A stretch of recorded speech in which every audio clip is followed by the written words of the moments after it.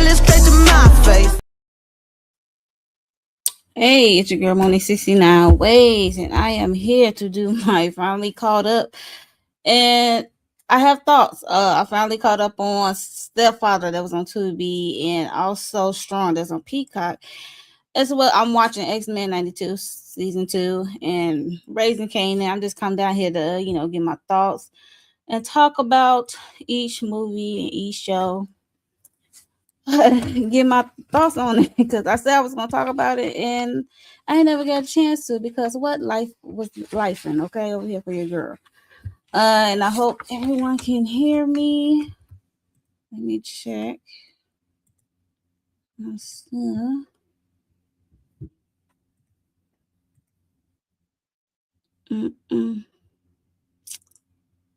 Oh goodness.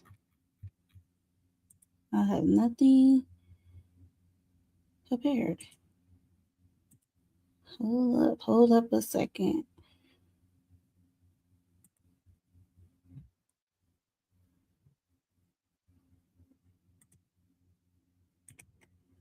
Okay.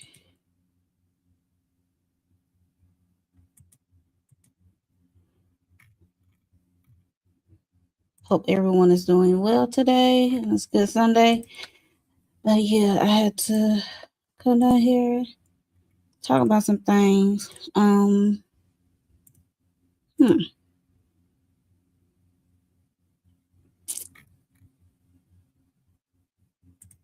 Create a banner right quick.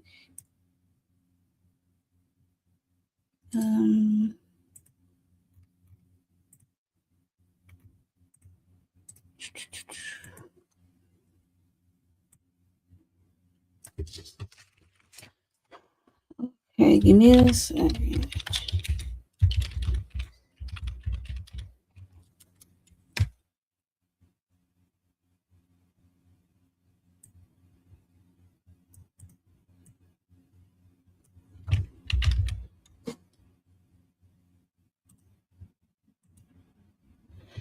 Okay, yes. Sorry about that. I had to text something. I hope you all can hear me. But yes, I am down here to talk about, like I said, Raising Kanan, Stepfather that came on Tubi, Strong that came on Peacock, Xmen 97 season 2, 1 through 4, episodes 1 through 4, and I'm also gonna talk about maternal instinct, okay?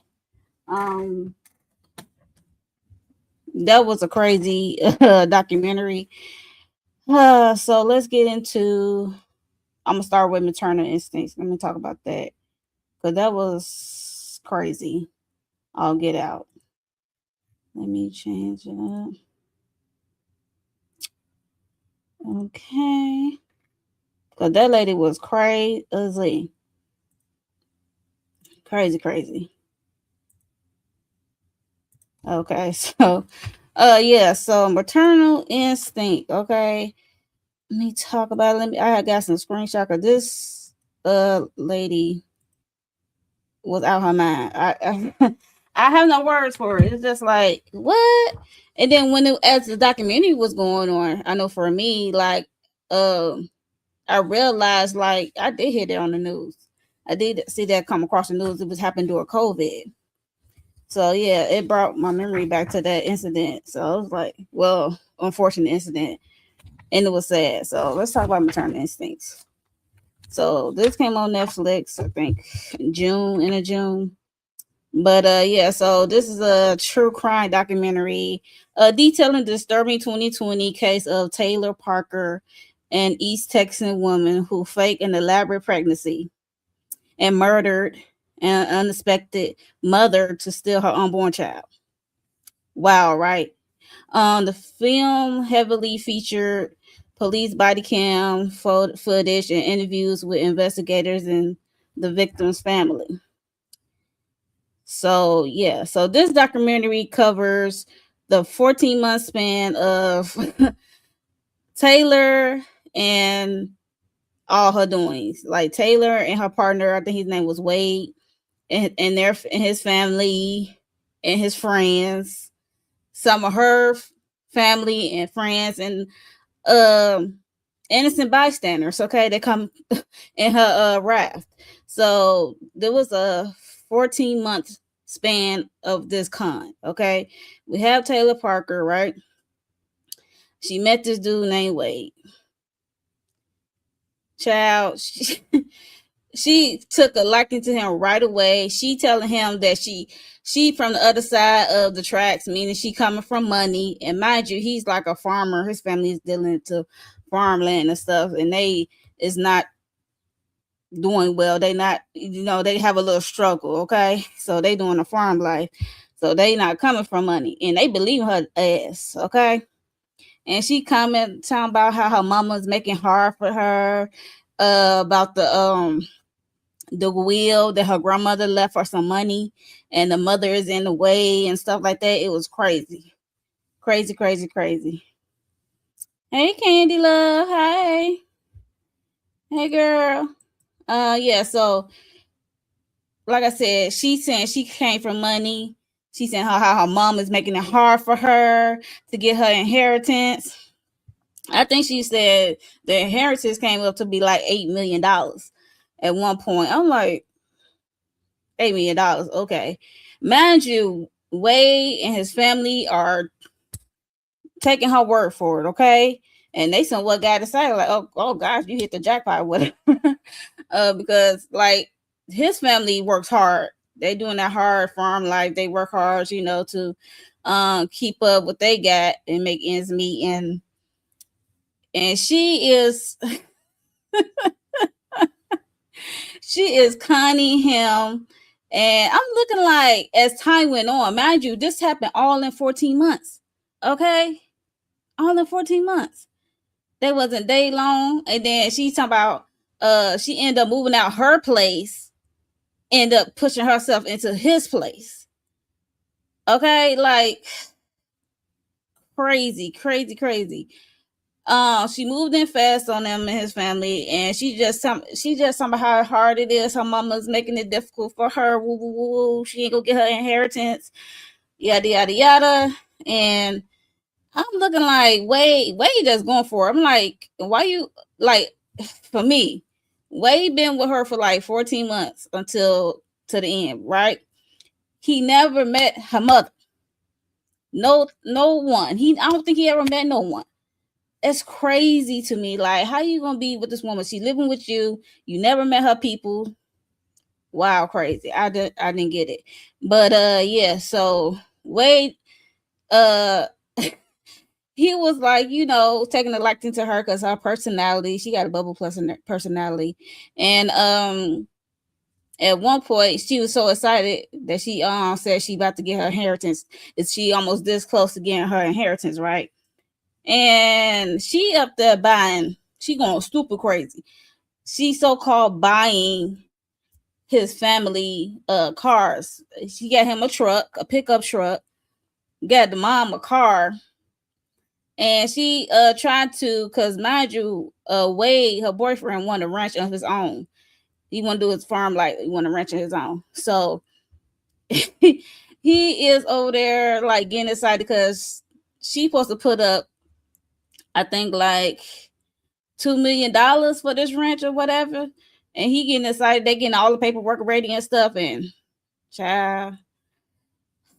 And then they was waiting for her. They have to clear. If she says she's going to pay cash for his ranch, right? They have to do some background check. Okay. Like, this is like real serious business. Okay. So she is majorly delaying stuff. Okay. She's sending out forms from a lawyer or a bank person with a certain name, and like she is creating these false documentation. Okay. And she leaving voicemails and Uncle Butch at the bank and yada yada. She is lying to these people. Okay. She is lying to these people. Hey Tamika, thanks for stopping by. Yep, lock them all up, tie your fool. Yes. Hey there, Skara Speaks. Thank you for stopping by. She is where she deserves to be. Yes, she is. But yeah, like I said, they could not clear anything. She is leaving fake messages, and they get facts and all like late after business hours or on a weekend. It was like they said the paperwork become random about all these excuses of why she can't verify her income, if she paying cash or if the money is there or whatever. Because at one point she talking about her uncle Butch was gonna go to the bank or whatever. She's supposed to meet him at the bank, and they supposed to, I think, swap out $300,000 so she could write 2 checks for 150,000 each for escrow or whatever. Whole food. It just come up like saying it's a no show and stuff like. It's like this was wild. I mean, there was a long con until the end got deadly. But she kept convincing her boyfriend Wade that the money is there. She got the money, but her mom is making it difficult. She keep convincing this man. I mean, after a while, I think the mother had caught on when the car. She told Taylor told this crazy broad told Wade mother to leave her car in the lot in the driveway so the people can come pick it up because it has a recall on it. Okay, so the lady been waiting for her car. She called up to the dealer place, right? And they told her like, there's no recall. That car is not paid for. Taylor lied, and that's why it had to be repossessed because she couldn't pay for it. Red flag number 2. Red flag number 1 is y'all never met her peoples that she keep bitching about.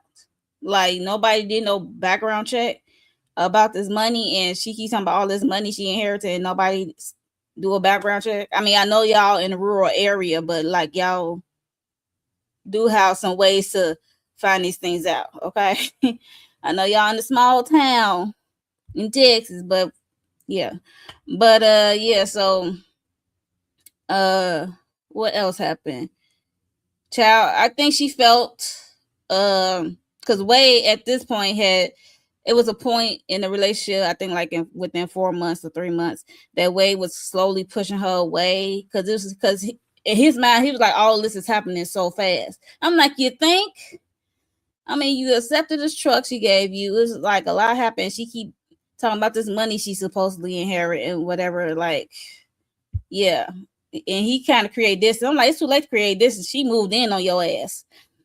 That's how I felt about it. She moved in on your ass, and it's too late to be creating distance. Okay. But I guess because he's a hard worker, he worked like all the time, like most of the day and whatever. Like, I guess he really don't be having time for himself because I think in his mind he think everything was cool because she was at home cooking and having him dinner on the table by the time he get home because, you know, like I said, he's a hard worker, you know, on the farmland or whatever.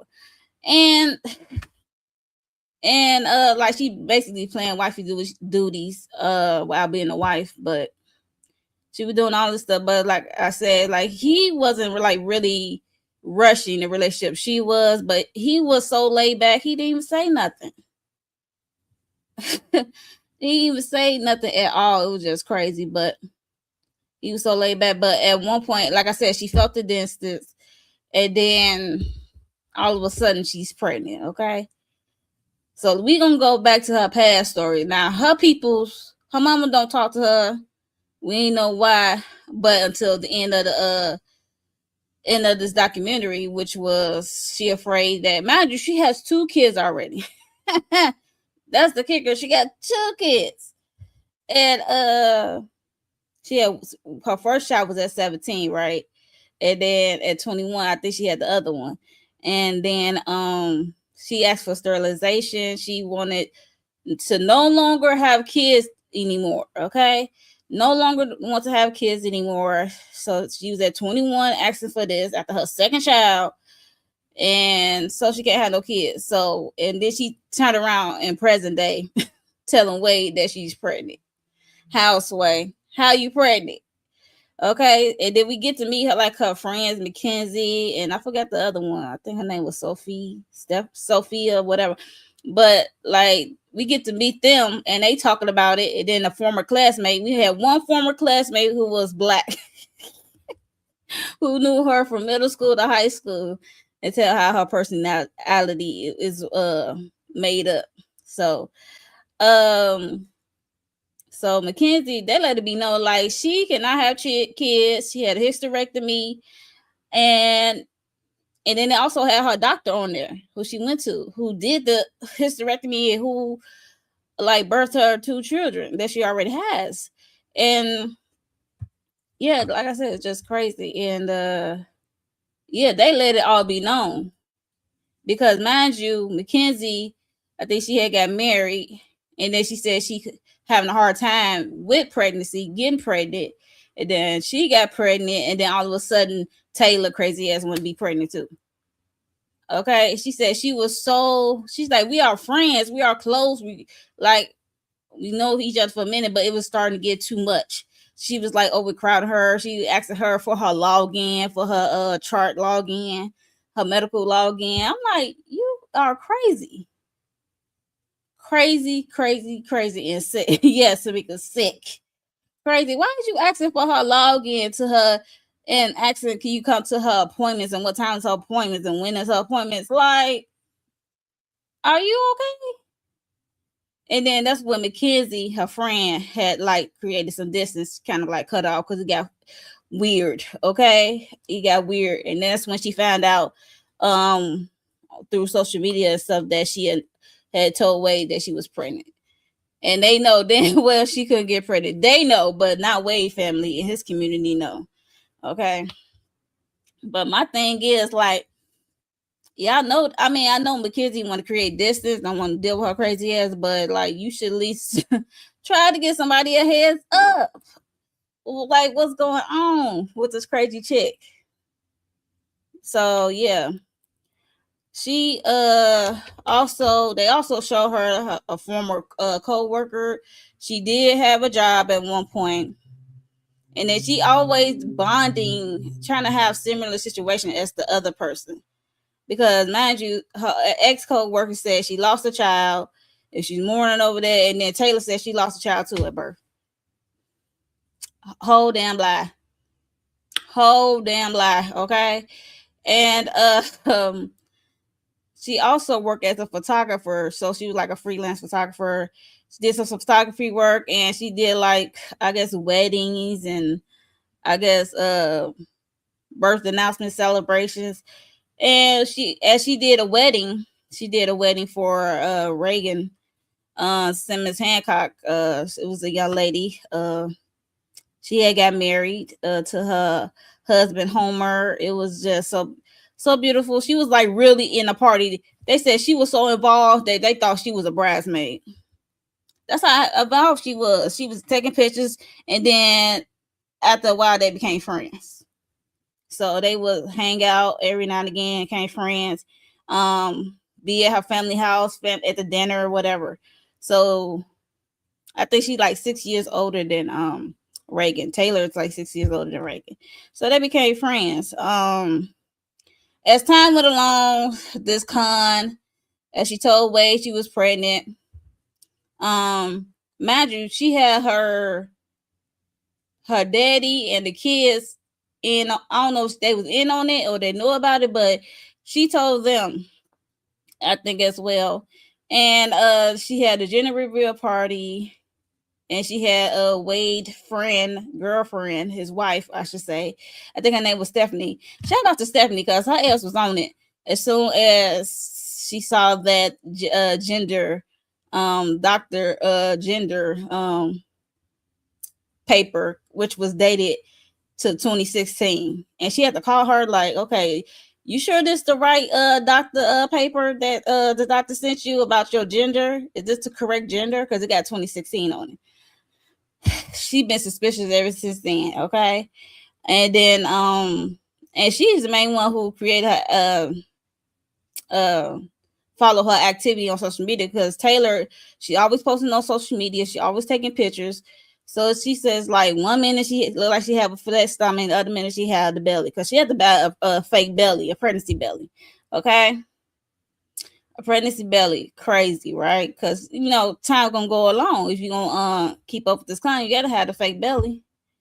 But she never thought about when she gets to a due date. I think her due date was in September of 2020.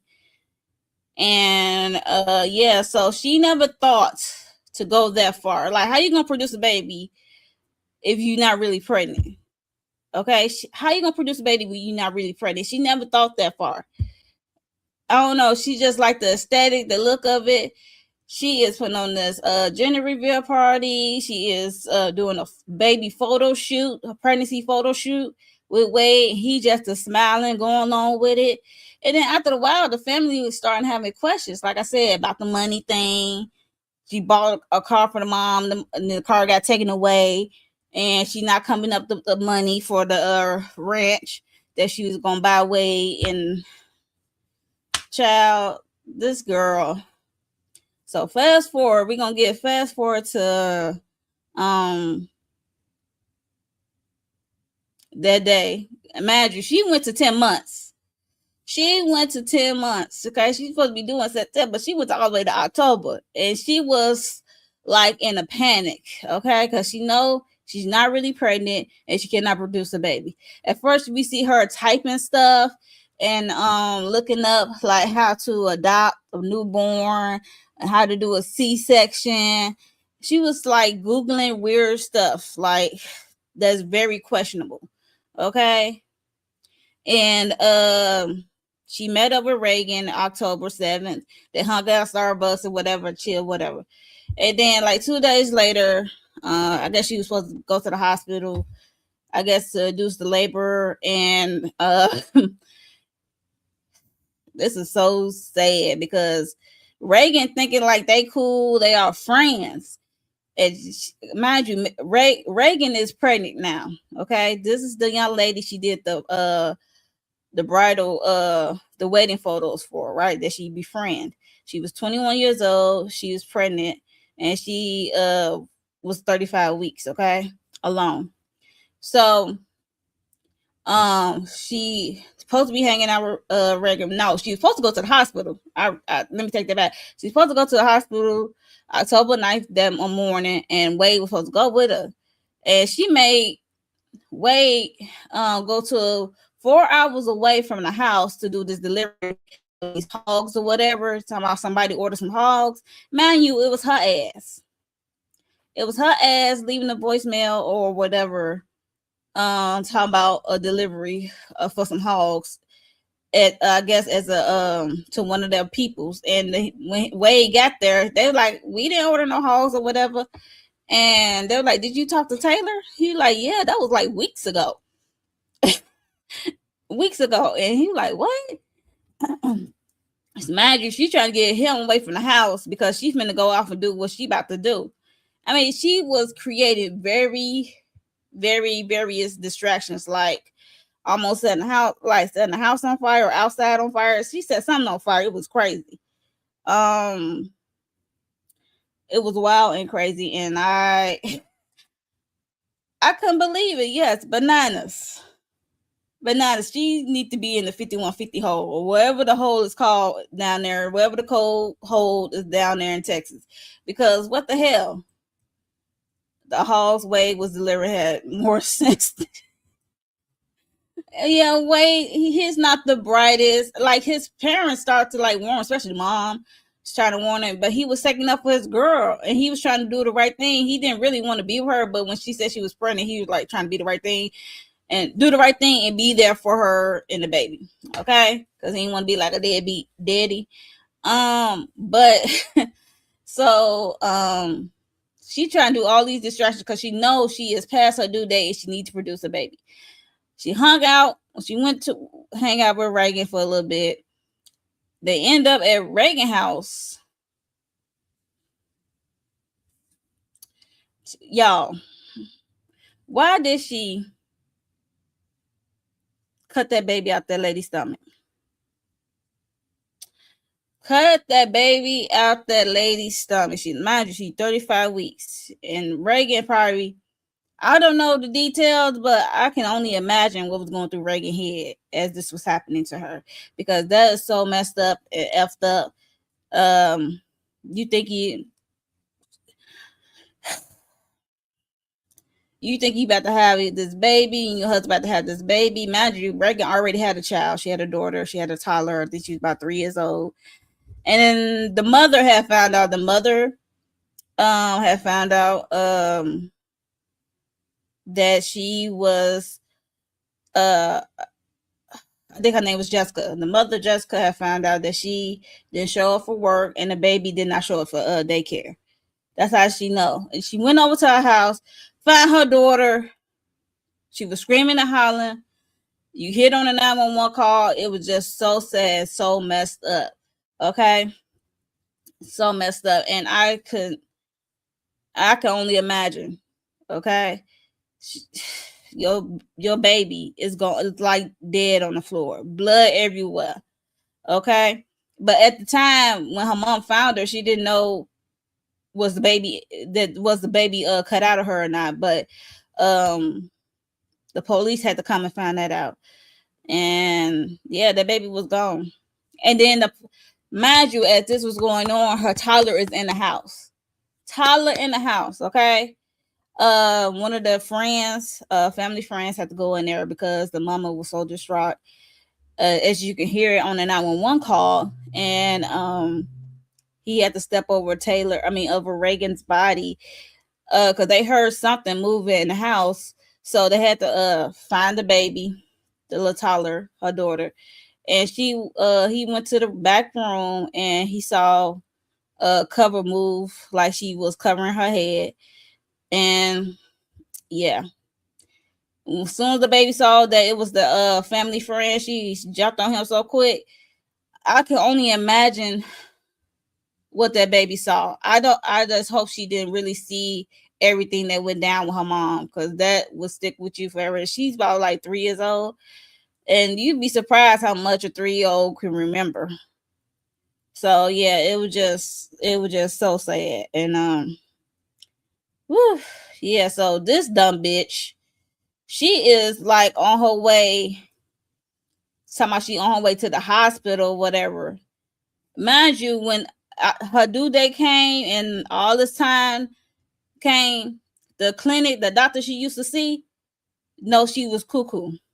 They know she was cuckoo because she going on our chase. She pregnant. He's like, no, I got her hysterectomy. So they had the idea to put on high alert for the hospital, for the clinic, that you see this woman in here, like, you need to call the police or tie her down because she will try to steal a baby. The doctor already knew it, but she is on her way, talking about she on her way to the hospital. She on 911. She got her hazard lights on, driving, talking about my baby not breathing. I just had a baby on the side of the road. My baby not breathing. Of course it's not breathing, because you just snatched the baby out of that lady. Of course it's not breathing. What you thought? Yeah, like she's on the road talking about my baby not breathing. I just had this baby. Woo, woo, woo. Girl. And mind you, because this is based off cam, they are relying on cam footage from the officers and homemade videos. So this is how we get all of the Taylor. She don't mind posting on social media, so we get all this off of her social media, family filming, and also the cop cam. So they are looking at her. She is so hysterical. The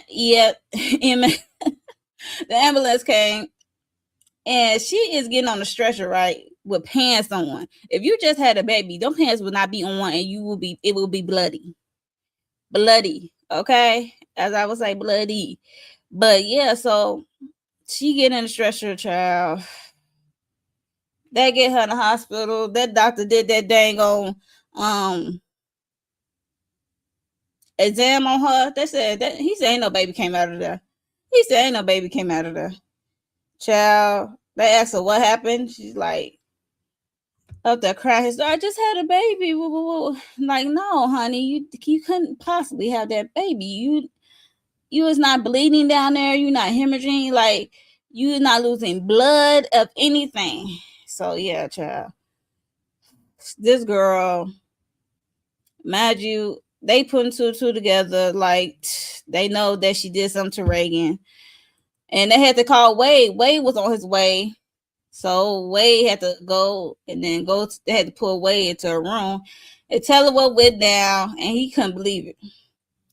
He couldn't believe it. He think he's having a baby. He was going by what she said, and he said my parents was right. He said my mom was right. I said, mm-hmm. And mind you, as this was going down, because mind you, like I said, his family and his friends telling him that this bitch is crazy. He had fallen out with one of his best friends.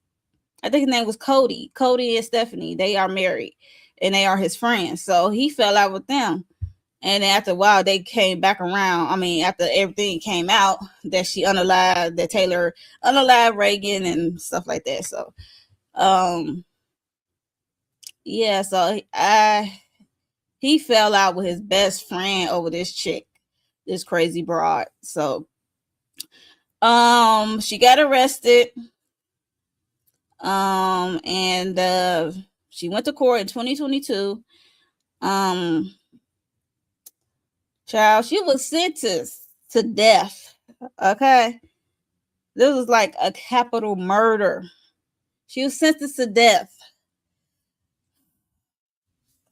And till this day, she's still trying to use all her appellate, like she's trying to appeal all her appeals. And she's still trying to appeal to this day. Like she's like the youngest to be sentenced to death in Texas. So sad, so sad, so sad. And Jessica, I mean, the person who did the documentary, she didn't want to do an interview with Taylor Parker because she don't want to downplay of the victims. She don't want to downplay the victims by interviewing Taylor Parker. I'm like, good, because she don't need to be in this documentary because she is cuckoo. Okay. And she tried to pull the cuckoo. She tried to get evaluated for the court. You know, like I had some temporary insanity stuff. No, this wasn't temporary insanity. This was thought well out. Okay. This wasn't no temporary insanity stuff. This was well thought out. Okay. Almost well thought out. It was like, that's definitely premeditated because you met with this girl 2 days before you did what you did. Okay. And you up there Googling about how to do a C-section. Even when the doctor had to testify, he was crying. He said he cried on the stand because the way how she did the C-section. I can only imagine what the photos of Reagan looked like. So yeah, so R.I.P. to Reagan. Like she was only 21 years old. She was just starting her life. She just got married not too long ago. Already had a kid, about to have another one, and it's gone like that. So even her little sister was devastated. So yeah, because they was like thick as thieves. So yeah, so that was Maternal Instinct. It was just a wild, crazy documentary. But I remember it coming on the news and seeing this happen as I was watching. I'm like, oh yeah, I remember it because it was during COVID. Like shit, what else were we doing? We were just sitting in the house watching TV, watching the news. Okay, see if it's safe enough to go outside. But yeah, that was Maternal Instincts. Yeah, let me know your thoughts on this documentary. Did you check it out? What are your thoughts of it? What do you remember? Do you remember this case? Or do you remember this incident going down in real time? Because it took me a minute to remember. And then they show her mugshot. I was like, oh, I remember this coming across my TV. Okay. She knew what she was doing. Fry her. Well, she will be fried. I think she like it's 7. I think it's like 6 or 7 are waiting to be fried. Okay, so she's in that number, unfortunately, in Texas. So I don't know when her time will come, but she at this time, during the 2025 and 2026, she is still trying to appeal currently. So, and I'm pretty sure it's going to be denied because what she did was ruthless, premeditated at best. So it was capital murder. Like it's not just Reagan, it's the baby as well. Yeah, she lied. She lied, and she also did some criminal stuff, like pretending to buy a ranch for like $2 million or whatever, 20 million, however much it was. Yeah, so she need to go and wait in line to be fried because what she did was crazy, and it was uncalled for. And that girl could still be here living her life. Yeah, so that's maternal instincts. Like, let me know your thoughts in the comments below. I would greatly appreciate it. Yeah, so let me know your thoughts on maternal instinct, because that was crazy. Let me switch things up because I'm about to move on to the next one. What I got? So I think I'm going to talk about Stepfather on Tubi and how great it was. Oh goodness. Oh goodness. It was a great movie. Sure was. It was a great movie. It was so great. I had to come down here and talk about it. So yeah, let me change it up. Come down here and talk about the damn stepfather of it all. Let me get that off. Change it up.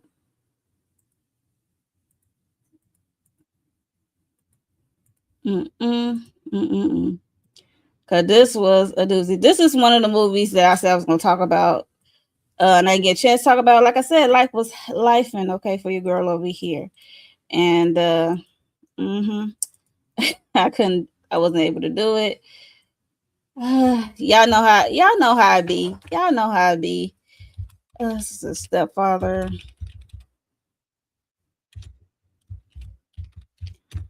Okay. The stepfather. Okay. Let's talk about this dang on stepfather of it all. Like, let me know your thoughts on Stepfather and how would you rate it, because it's a Tubi movie, so I'm gonna get a little grace. Okay, there be some good Tubi movies. Don't get it twisted. It's some movies I enjoy. For Stepfather 2026 with Tay Diggs, it was cool. The only person I enjoyed was Tay Diggs of it all. Sorry. So yes, so this is about Stepfather that's on Tubi. That came in June that I missed, and it was a crazy twist. I guess it's supposed to be like, it's different. I guess it's different from the Stepfather from 1987. I think they came out in 87. So yeah, so Stepfather starring Tay Diggs, and we got Tamar Braxton as Asia. So mind you, Tay Diggs is not just playing one character. He got three characters: Darnell, Leon, Kennedy. Okay, and Tamar Braxton as Asia, Jelani as Sasha, Jessica as Melody, Jalen as Detective Andrews, and Dante Brown as John Simmons. Okay, that's the cast, pretty much the main cast, I should say. But we see Darnell, okay, because imagine you, this is a movie that goes back and forth between the past and the present. Okay, so we focus on Darnell. Okay, Darnell Leon Kennedy. He got multiple personalities. Okay, multiple aliases, I should say. We do see a background. At first, it opened up with a little boy. He got like a little twitch, and he talking about his stepfather and how his stepfather was like whooping his ass, and then he had a heart attack in the midst of whooping his ass. So I'm like, what? Okay, so crazy, because I'm like, why is this boy twitching? Because he talking to a psychologist or therapist or whatever, and or a psychiatrist. I forgot the lady real position, but talking to her, he got this little twitch and talking about how his stepfather had a heart attack while he was whooping his ass. And then we get to present day. We see Tay Diggs is like dragging this woman like to like the kitchen area, dining room area. I'm like, okay, what's going on? Because it's starting off sketchy already off the bat. Okay. So I guess they are knocked out. He knocked them out. Then we see the little boy in the corner in the kitchen by the cabinets on the floor crying, like he don't know what to do, like what's going on, like what's happening. Because imagine his sister's out on the couch and his mother is out on the floor and being drugged by Darnell, okay, or Leon or Kennedy, whoever it was. So this must be one of his families that he didn't deem as perfect. Because imagine he is so fixated on the perfect family, right?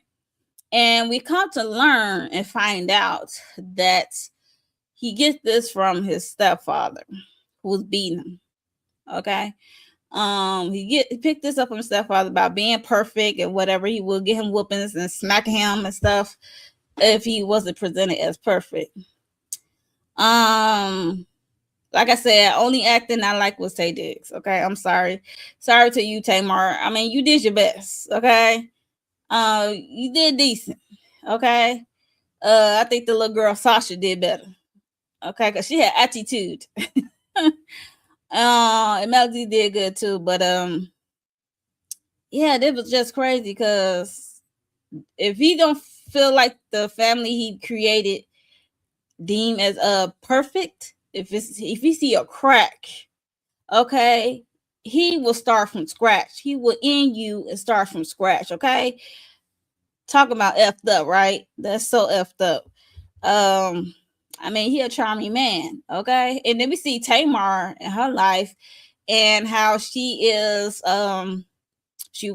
married. She's married to this white guy. I think his name is what's his name? It started with a T. Anyway, when it comes to me, I shout it out. It started with a T. I want to say Toby or Tommy or Thomas, somebody. But yeah, she's over there with this white guy. She had 2 kids by him. One is older, one is college, and one is like high school, 14 years old. So she is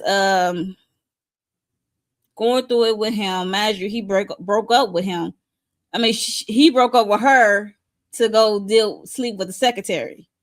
Like he don't, because she comes from money. And he said he doesn't feel like he belong or fit in a little world anymore or whatever. So that's his excuse to go do something with the secretary. Because mind you, Tamar, like, is there somebody else? At first he said no, then he said yes.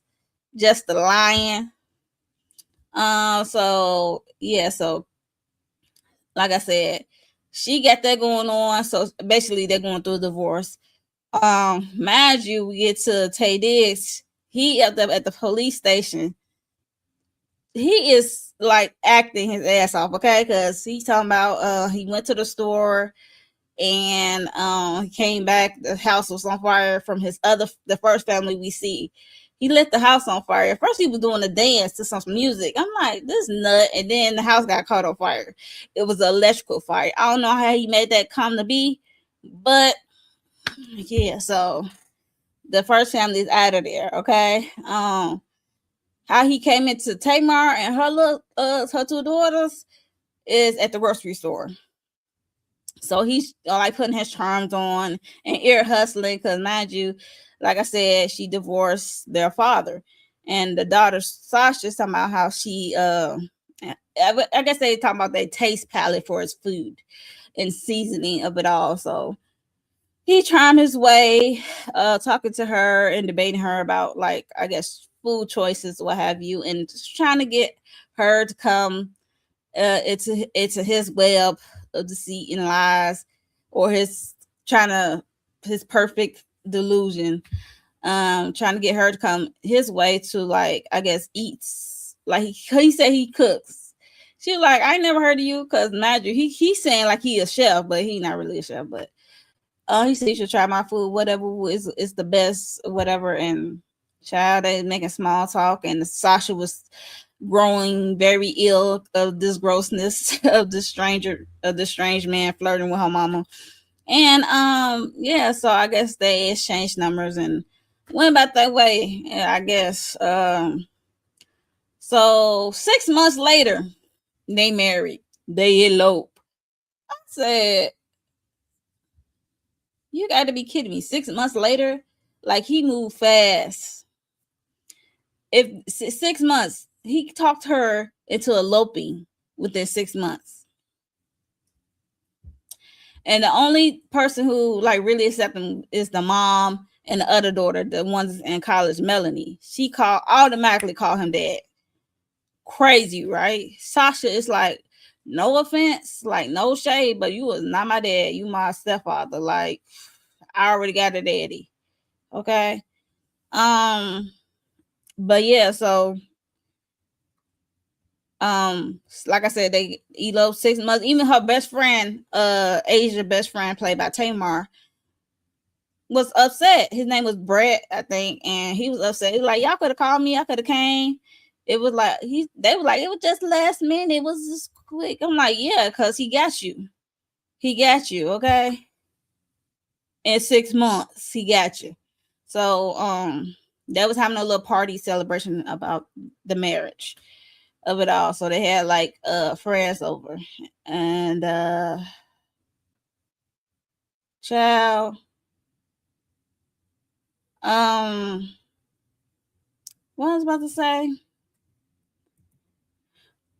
So, oh yeah, so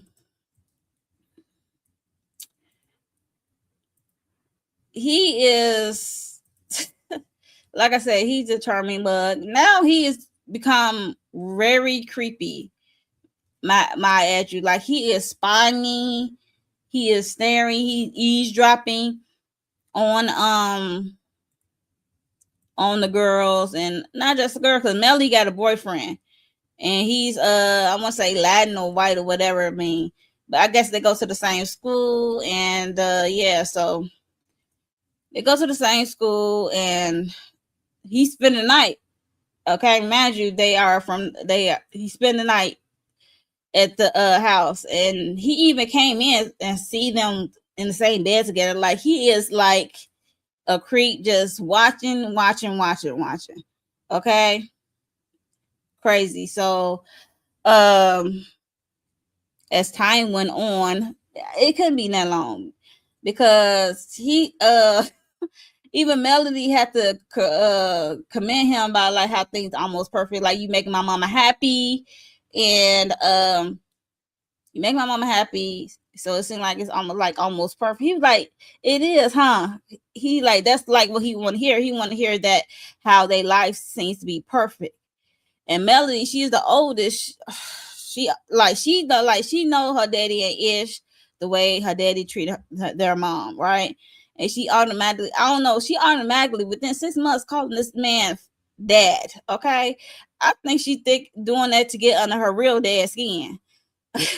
Sasha, she's not going for it. She's the one with the attitude, and I don't like he is too involved for being 6 months.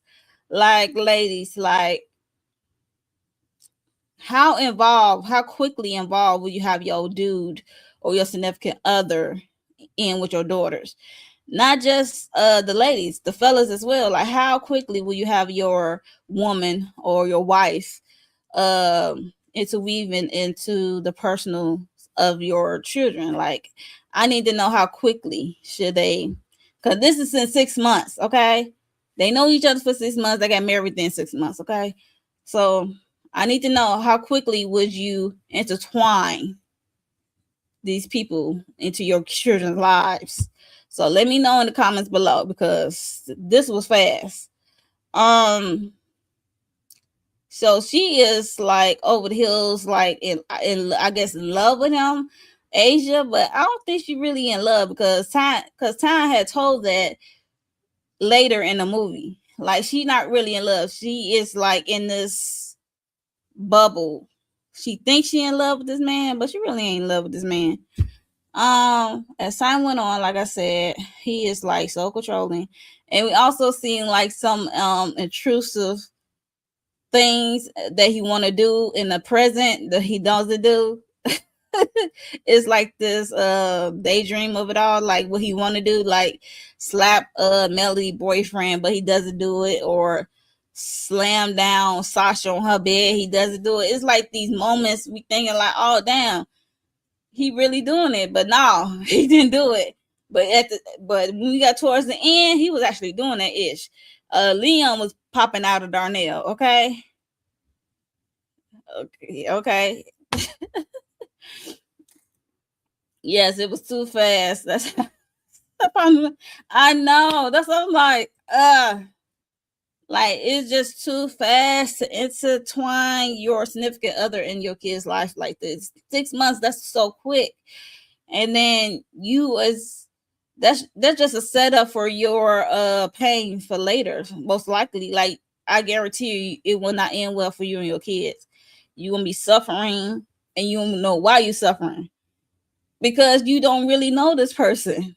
You really don't, not within 6 months. Okay. But like I said, he was very intrusive, very like in their, like on them like that. And especially I didn't like how the mama handled her daughter Sasha when she got a period, and Melanie, her older sister, was teasing her, and she like, don't tell my business, and Melanie told it anyway. Like, Melanie would got sucker punched. Like, I don't need this man in my business. I don't know this man like that. I just know this man married my mom. Yeah, so I did not like that at all. So he's very obsessive. And it starts to show. It starts to crack and show as time goes on. And so what made the perfect family picture crack was her ex-husband that I can't remember. It started with a T and it's killing me. I forgot his name. I want to say Toby. I think his name is Toby. But yeah, so that's what made his perfect family picture crack, is when Toby, her ex-husband, came to her doorstep. Mind you, they in a new house. She's not in the house she's no longer was in when she was married. They in a new house. And mind you, she was like, how did he find out where I live and the house is not even in my name? I'm like, say what now? The house not even in your name? Not even the lease? I guess, but okay. Within 6 months, okay, like you at your house and here you are in a new house. Your name not on the house at all. So that's crazy. And so trusting, because he can kick your ass out with a drop of the dime. I'm just saying. Yeah, so like I said, the ex-husband showed up because, mind you, this daughter Sasha, she's been yearning for her father, spending time with her father, whatever. He showed up because the daughter had vented to him about what went down, whatever, about her period, I guess, and what have you, and the mom new marriage or whatever. And Tay Diggs' character Darnell, he did not like that. He got heated so fast. He was about to, okay. And he got so upset that he ended up leaving the house. And Tamar, Asia had to talk to her daughter Sasha and Melanie about it, because Melanie was about to go to school. And yeah, so there was Toby, I think that's his name, was on the doorstep, her ex-husband. Okay, and now she looked at flustered, so she said she was gonna go after her husband. And then, mind you, Toby still lingering around outside the house. Called her outside. I don't know why she invited this man to the house after she saw how her husband reacted after her husband left, even though we know he crazy. But why would you bring your ex-husband? I know he's the father of your kids, but you could have talked to this man outside. Okay, because mind you, as she was in the kitchen, talked to him like, don't try to come back around now, because I guess his 20 didn't work. Okay, he went with the 20 instead of sticking with the 80.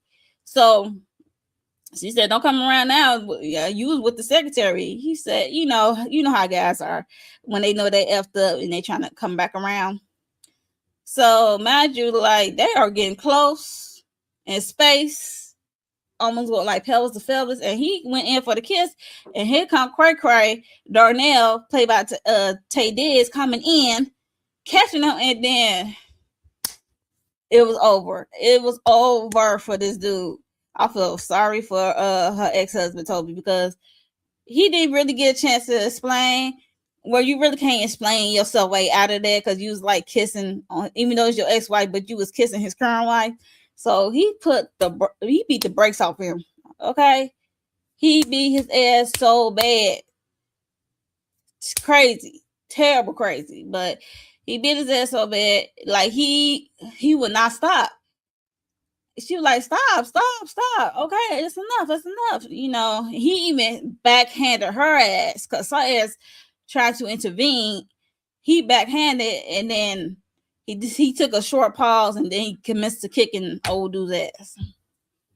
Mind you, this man he kicked his ass so bad, he had bruised ribs, jaw, everything. Like, he was in bad shape. Okay, bad shape. Like,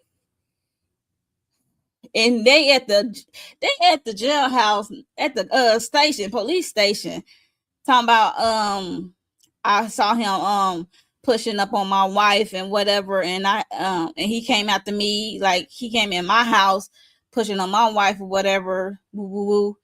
And they looking like he attacked you, but that's, if you see how her ex-husband look, it tells you who what happened, because ain't no way, because he does not have a scratch on him. It's like he automatically attacked him, and that's what it looked like, because he all banged up. And mind you, Darnell, played by Tay Diggs, does not have a scratch on this man. Not a scratch. Up there talking about how he came in my house pushing up my wife.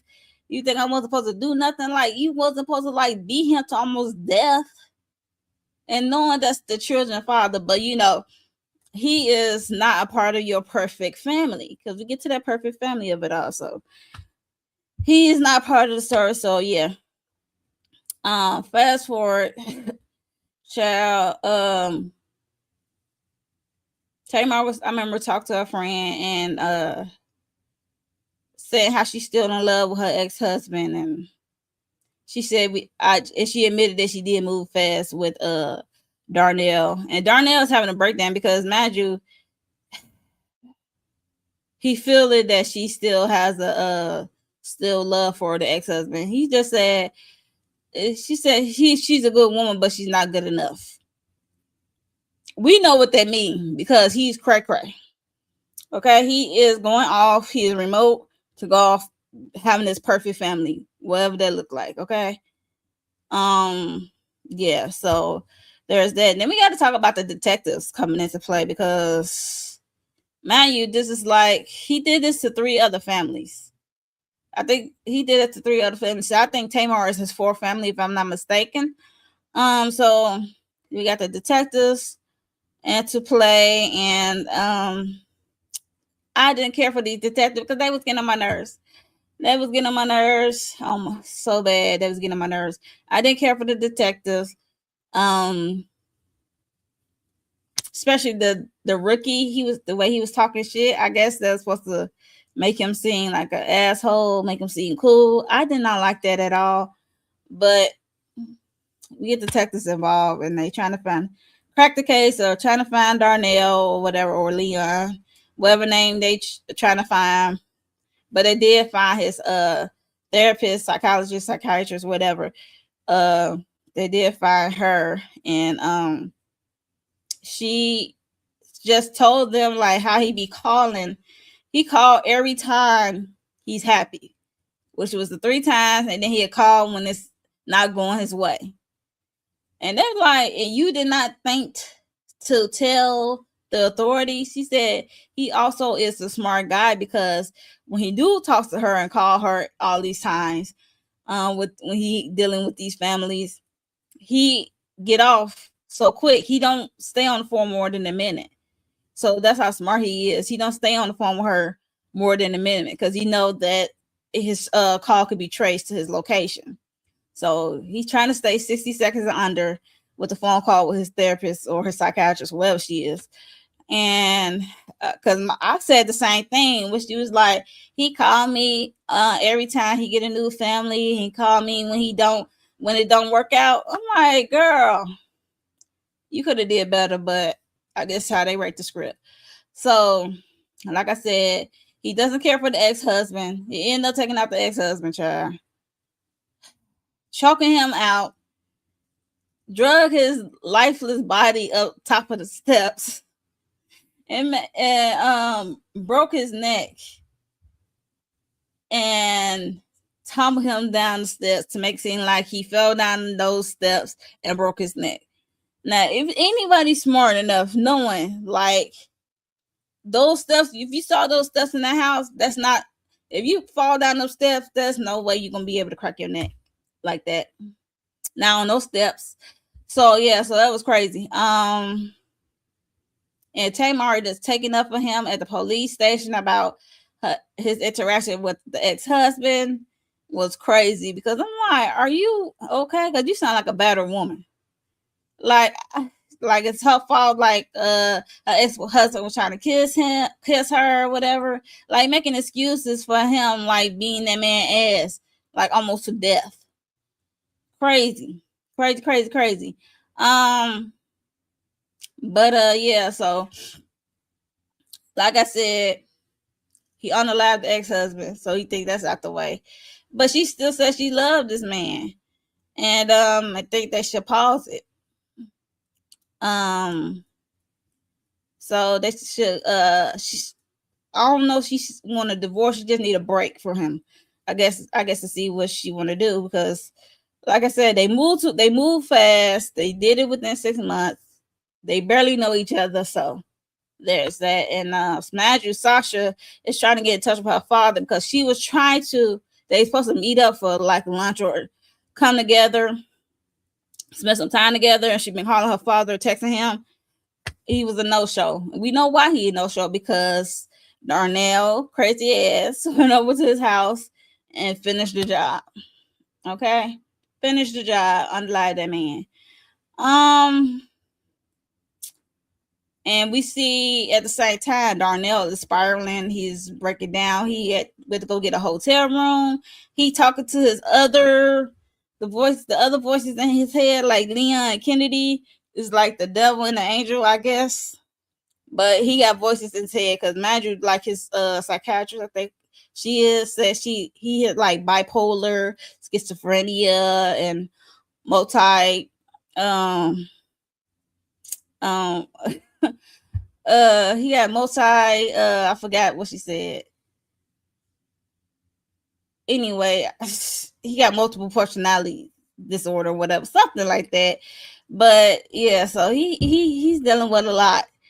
Okay, he Leon is the bad one. Okay, we saw little Leon when he was little. We see it. But you know, little Leon is the one that be popping out. They be doing all the bad things. So yeah, so Leon is slowly taking over as his perfect family is coming undone. Yeah, so like I said, he figured out, they talked about it. He talked about it with Asia. She said she wants to have a break and get some space. She loved him, but she still has feelings for her ex-husband. Mind you, the ex-husband is dead at the house. Her best friend leave. He said he gonna cook dinner. He invited the oldest daughter, who's in college, Melanie, over. And she also, but he didn't count on her bringing her boyfriend. He did not count on her bringing her boyfriend, because he always had this big dinner. He always had this last dinner with them. And we also see him go to the store to buy like some rodent pesticide stuff, poison for the pesticides or whatever. Went to the store to buy that. So we already know what that is. He about to poison these people, this family. So he about to take them out, because they are not deemed as perfect anymore. And like I said, he didn't count the boyfriend to come, Melody boyfriend to come. He talked and tricked that boy to go outside while Melody went to the washroom or whatever, to go get some wood for the fire or whatever. Talking about help an old man out. He pick up some wood for me, woo woo woo. Man, he done clocked that boy with a shovel, like hard first, and then harder the second time. I said, dang, he was really innocent. I mean, they all innocent. He was just so messed up. Like wrong place, wrong time kind of situation. But yeah, so he is getting dinner ready. Mind you, Asia and Sasha went to the store. Melody looking like, where did her boyfriend go? He was like, oh, he had to run because his mama called talking about it was an emergency or something. And she was like, I would believe that if his mom was still alive. Child. He was like, well, that's what he told me. And you can see him coming undone. We see Darnell coming undone. He is panicky. He is frantic. Like, he trying to keep it together to make this plan go through of unaliving them. So eventually, Asia and Sasha did come through the house with the, I guess, what's the food. And Sasha said, she want to go to her room. She don't want to be down here. Like basically, call me when the food done. And she kept calling and texting her father, but she ended up calling her uncle Brett or whatever. I think that's her uncle. I don't know. But yeah, call him, told him, like, can you stop by my dad's house? He's like, luckily he's 5 minutes away from the dad house, so he will swoop by there. I managed to get in the house, saw him at the end of the steps. Call 911. Okay. Dinner was ready. Called Sasha down. They was about to get ready to eat. And you know, he made this grand speech about how he appreciate them I guess bring him into the family or whatever. He enjoyed his time here with her girls. And they looking like, okay, what's happening? And then he told them the news about the whole kind of like a breakup or space thing of it all. And then she get a phone call. It was Brett, and he said that, you know, her ex-husband died. He found her ex-husband dead at the end of his on his floor in his steps. I was like, oh no. And she was like, what? And she is crying, breaking down. And this is like kind of changing the trajectory of how the dinner is supposed to go, because he's supposed to make this grand speech and they supposed to delve into this food and enjoy this food, right? But Stay is breaking down crying, and she had to tell them that their father's dead, was found dead at his home. And like I said, he came up undone at the scene, and he started hollering at Melody and calling out names like Jessica, and I think he said Jessica or whoever it was, calling out names, and they looking like, who's you talking to? Imagine, because he do be hearing voices in his head, and he be thinking he talked to one of his old family members. So yeah, crazy. And then he became unsettled, and then he had outrageous behavior start to surface. And then the family began to uncover their violent history, revealing that he's a wanted man. Okay, the brother was getting on my nerves because he didn't want to give up the address that Asia lived at. Because mind you, the detectives went to her marital home that she was residing in 6 months ago before she moved in with Darnell. So yeah, because mind you, as he was coming undone, he smacked Sasha. And then that's when Tamar character Asia punched him. I'm like, at least she got a lick in. Okay? I'm like, at least she got a lick in. Because you ain't fit to be hitting my baby. Okay? You don't hit my baby. So she got a lick in. She told Melody, go call the police. Mind you, Melody upstairs. She called the police. The detectives who was at her ex-husband house heard over the radio that the address, and her brother Brett like, that's Asia, that's her address. So they ran, got in the car, they was on their way over. Mind you, Melody upstairs, he ended up knocking Tamar out. Visually knocking Tamar character out, Asia.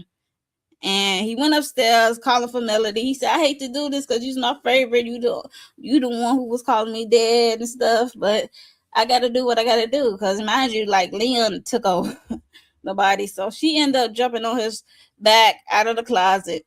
She came out of the closet, jumping on his back, trying to fight him or whatever. And like he was about to unalive Melody until Tamar came upstairs with the blicky and shot him in the heart. Now I laughed because the way the cinematography was on that one, I'm like, did he get hit with a paintball gun? I'm like, okay, yeah, because they looked at pink and not red, but he got shot in the chest. He got shot where the heart was supposed to be or a major artery supposed to get hit. Like, how he survived that, I don't know. Because mind you, she shot him in the chest, like by like near the heart, like literally. But she grabbed her door. They went downstairs, went outside, wait for the police and the ambulance to come. And they were like, you didn't check and see was he dead? Because mind you, he is not in the house. He's no longer in the house. No longer in the house at all. I'm like, yes, why you ain't double check? She's like, I was so busy trying to worry about getting my daughters out of the house safely. I'm like, I understand that, but like, if you're gonna have a blicky, I'm gonna need you to do two to the chest, one to the head. Okay? It seems like you got a good aim because you shot him in the chest. Okay? I think he was like a half inch off. But yeah, so he's like nowhere to be found in the house. I'm like, here we go. We about to have a stepfather too. A stepfather too, y'all. Like major arrow, okay? For me, major arrow. But yeah, so we see like a year later that he is with another family child. I said, you got to be kidding me. Like, how did he survive a chest shot? Like, she could have shot him anywhere. But that chest shot, like, how did he survive that? I'm gonna need Chris Stoke and them, like, tell me how he survived that, because ain't no way. Ain't no way that man survived a gunshot to the chest. And we already know what's about to happen. We about to have a stepfather too. So that was pretty much end of the movie, child. It was okay. If I would have to rate it on a scale of 1 to 10 for a Tubi movie, I would give it a I would give it a 6. I would give it a 6. It was a cool movie. It was some things they could have worked on, but we get the gist of the script. What's supposed to go down. Stepfather, like Stepfather is not. This is not original. Okay, this is not a like really original. Okay, but yeah, it's a Stepfather. So let me know your thoughts on Stepfather that's on Tubi. Will you be down to see Stepfather 2 from Tay Diggs? Because he was acting in this, okay? When he's talking to himself, talk to all those voices in his head, whatever, he was doing his big one. And he in his villain era, okay? Tay Diggs is in his villain era. And I like his performance in this, but I could too bad I can't say the same for the rest of the cast. Sorry. Maybe the little girl who plays Sasha, Kalani, Jules, who plays Sasha. That's probably the only one because she had attitude, and I could feel her attitude and stuff for acting. But other than that, yeah, everybody did okay. Everybody did okay. Like I said, I rated a 6 on a scale of 1 to 10 for a Tubi rating. That's pretty good for me. But yeah, let me know your thoughts on Stepfather and how would you rate it on a scale of 1 to 10 if you saw it. Yeah, let me know your thoughts on Stepfather. Okay, what they could have did better, or what was missing, or what it could have kept out, what they could add. Yeah, let me know your thoughts on this film. Okay, I'm about to switch it up. Move on to the next one. Okay. So the next one is going to be Strung, unfortunately. Strung. Have y'all seen Strong on Peacock? Did you like it?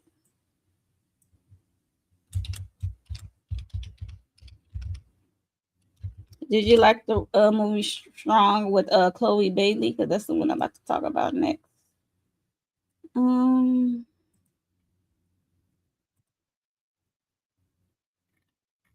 So yep, that's the one I'm about to talk about. Mm-mm.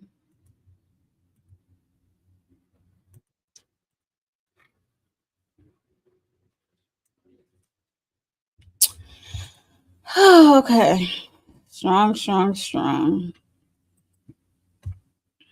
Mm. And me.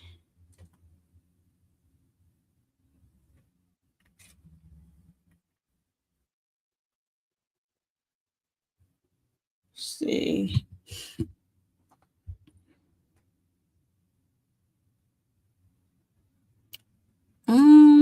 Strong. So moving on to strong. So we gonna talk about strong.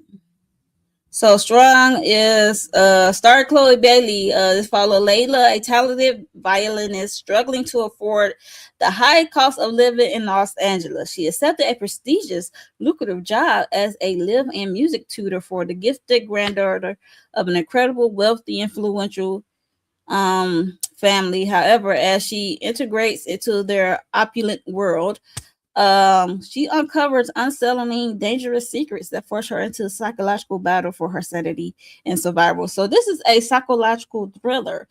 Did you feel like this was a psychological thriller to y'all? Like, let me know, cause I guess um they could have did more on that part of the psychological thriller part to me, but here we are. But they definitely captured the creepiness of the family. I ain't gonna hold you, but I think they could have did more. Like, how do y'all feel about Strong on Peacock? Um, did it live up to your expectation? Because let me tell you how my expectation go when it comes to when I watch new things. I set the bar real low. Okay, I have to set the bar low. I'm sorry, I do. Um, I have to set the bar low, and it is what it is. So let's see. I'm trying to find my screenshots for it. Give me a second. Because, like I said, this movie is, it was good. It was crazy. Like, on a scale of 1 to 10, like, how would you rate it? Um, I would rate this movie. How would I rate this movie? Scale of 1 to 10. I give it an 8.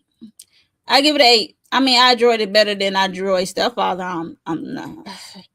It is what it is. I'm not gonna hold you. I enjoyed it better than the Stepfather. So, um, yeah. So a lot of craziness, a lot of crazy people. um, like I said, I enjoy it because it follows, like I said, Layla, who played by Chloe Bailey. She get a job as a tutor, but I'm like, how she's a tutor? She's staying in the house. She doing more than tutor. She's a nanny. It started off as a musical tutor, which the granddaughter doesn't really need, that we kind of find out as us as the audience kind of find out, because she is really great at the piano. She pretends when other people walk in. I noticed that when I was watching the movie. Yeah, but she is the she became a live-in nanny. Basically, she's more than a musical tutor, because mind you, Layla, she plays the violin, and she, like I said, she's a struggling artist, and she came up on this job. And but before she got the job, we see her at the diner writing her music, and we see some flirty eyes. Imagine she is friends with Coco Jones is in this movie as well as her friend. I think her friend is her name is Jasmine. Her character name is Jasmine. And she's roommates, I guess. They let her stay on the couch or whatever. And they told her like she need to get out, get laid because she is like in her work zone for her music, and she is struggling in the music department of it all. So they told her she needs to go out, have some fun, probably get laid a little bit by a stranger, do a one night stand. What could it hurt? So she at the diner, like I said, doing her music, and this guy was like really giving her the eye, staring at her and stuff. It was crazy, but giving her the eye. They was playing their own music. It was so cute how they have like the little jukebox on the tables.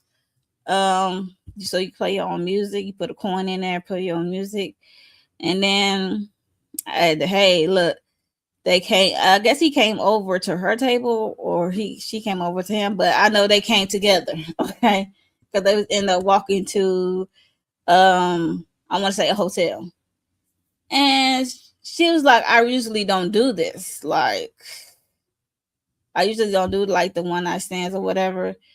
And like he basically kind of like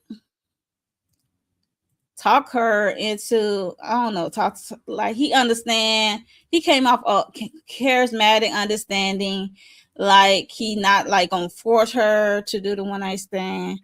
And then next thing you know, like in the covers rolling between the sheets, okay, in between the sheets for sure. And yeah, so his name was Marcus. I believe that's his name. His name is Marcus. Is the one night stand. It seemed like they was, kind of having some small talk, bunny, and they had a night of passion. And he left this origami paper note in it, talking about how he had a good time and what have you and stuff like that. So yep, but let's get back to her getting this job though. She was hired by Lynn Whitfield character, Audra. And yeah, so she's the grandmother of the child who need to be tutored, which her name is Zuri. And Zuri lost her father, and her mama's name is Imani. She lost her father, who was played by Parson Fontaine. He's like a rapper, producer, writer. I know he writes for Cardi B. And he used to go with Megan Thee Stallion. So it's just like he's in the movie, but he's not in the movie because Nigel, he's in pictures and they see flashback of him like working the crowd. Nigel, he's like a rapper. And yeah, so that's who Zuri father is. And yeah, so this little girl is kind of going through it because Nigel, she is always like wearing this mask. I think it's like a Dahomey from the Dahomey Amazon tribe or whatever. The last time I heard about the Dahomey was from Woman King. So I was like, okay, I can see that. Yeah, it's just a lot going on with this child. I'm like, why is she always wearing a mask? I'm like, is she breathing in that mask? And then she did take off the mask on her own, I guess, when Layla come around, or when she feels safe to do so. Okay, because mind you, I think even Layla had picked it up like she's using it as a protective shield and not as a security blanket like her grandmother says she does because she lost her father. And she's the one who found her father dead. I'm like, she was like 3 or 4 years old. Crazy. She picked a bad one for her first time to do it. Yes. Crazy. And kind of find out, like on her first day there, Layla's first day there on the job, she met her Audra's son-in-law, Marcus. I'm like, I'm surprised she didn't tense up when she heard the name Marcus. I'm not gonna hold you, because I would have tensed up like, Marcus who? Because I just slept with him. So he come waltzing in. She trying to divert out of the dining area. I imagine they having breakfast, and she fixed Zuri some breakfast, and she was holding, I guess, his plate, and she had the mask on. She eventually took it off, and he looking shocked. Okay, like he saw a ghost, right? And she ended up dropping his food, and this is when Imani, mind you, Money is pregnant. I don't know how far along pregnant, but I think she looked like 8 months. It looked like she about to bust. Okay, it looked like she's about to bust, and I hate that for her because she look uncomfortable. She looks uncomfortable. I hate that for her. She looks uncomfortable. Yeah, like I said, like she's about to bust, and she is screaming for Femi. She's like the house manager, the cook, or whatever. I don't want to say like maid, but I guess. But yeah, so she is. She is yelling, and then the girl, hurry up, put the mask back on. Like I said, this is like a protective shield for this young girl, Zuri. So she put the mask back on. Everything is intense when it becomes with her mother, Money, and her grandmother. Okay. I'm like, what is they doing to this child? That's what I said in my head. I'm like, is they doing something to this child that nobody know about? Because it got to be something deeper. Even later said that to Audrey, when Audrey said she using the mask her father gave her as a security blanket. No, she said, I think she's using that to protect the shield. She said, I think it's something deep going on there, which is true. But so we got her. Layla is the nanny. She's a music tutor. She's all these things for this child, Zuri. She's tried to talk to her, get her to open up a little bit. And like I said, Zuri is excellent on the piano. She is very good. She was playing something. She was playing a song, and Layla was loving it. And then when somebody came through the door, she was tap tap tap like she didn't know like she is like don't know how to play piano. I'm like, is she faking it?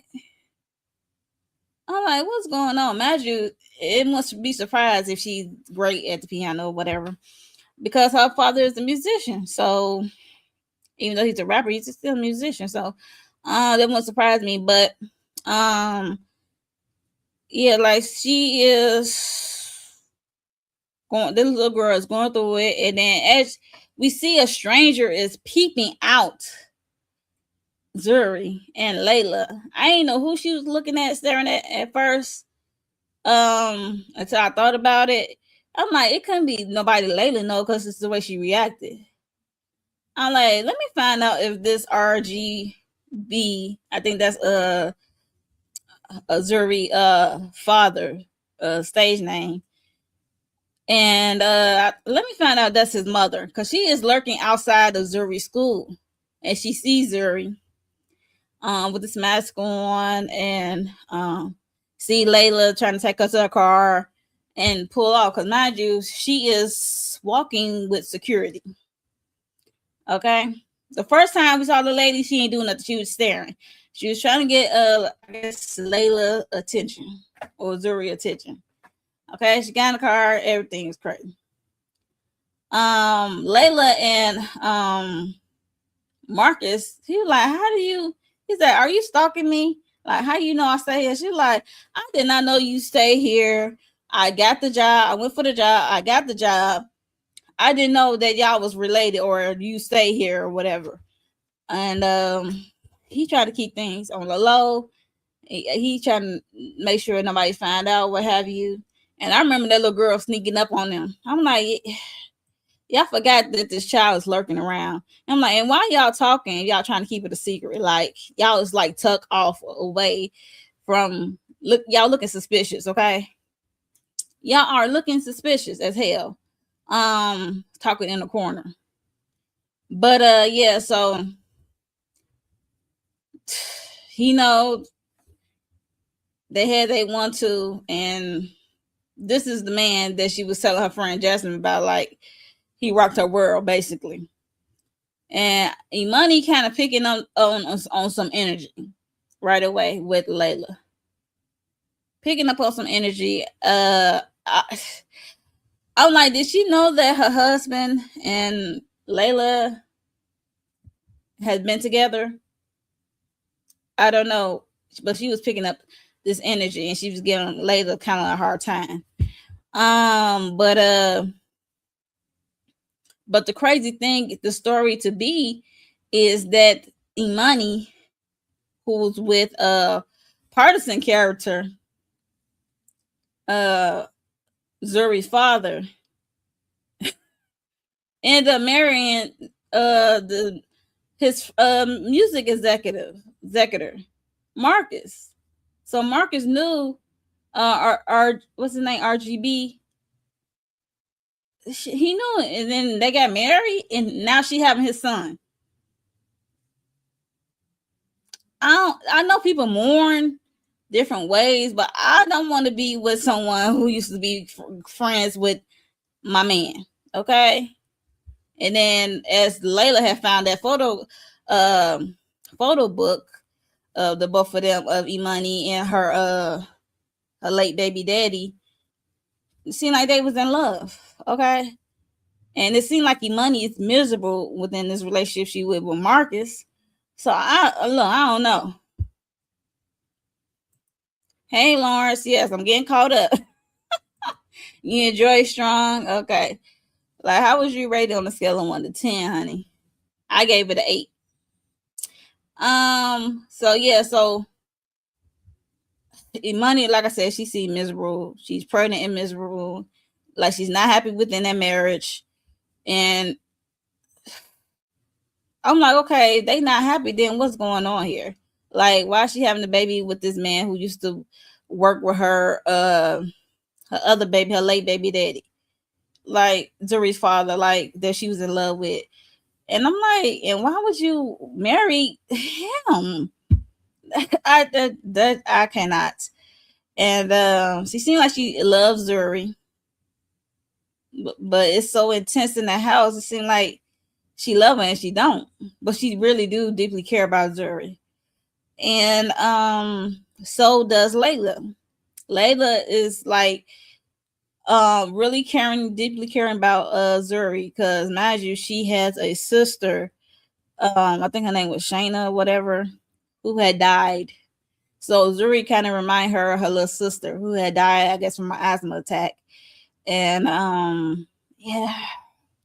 So she keep an EpiPen on her, right? Because Zuri had they was outside reading, and I guess they having like this little picnic, right? And some bees was coming around like messing with Zuri. She was like, "Oh, get away, get away!" And then she said, "Okay, let's go inside." And the bees kept following them and ended up stinging Zuri. And then as you know, it happened so fast. She was going to shot. Like Zuri was having a hard time breathing, so she took off running to her bag, and she went to go get the EpiPen. And hurry up, came back, shot Zuri, and child, she was going through it. Layla was going through it because it reminded her of her sister, because she lost her sister from asthma. So she said, "This is not going to happen to me again."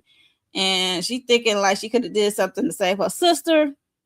So she said she is going to save this child, okay?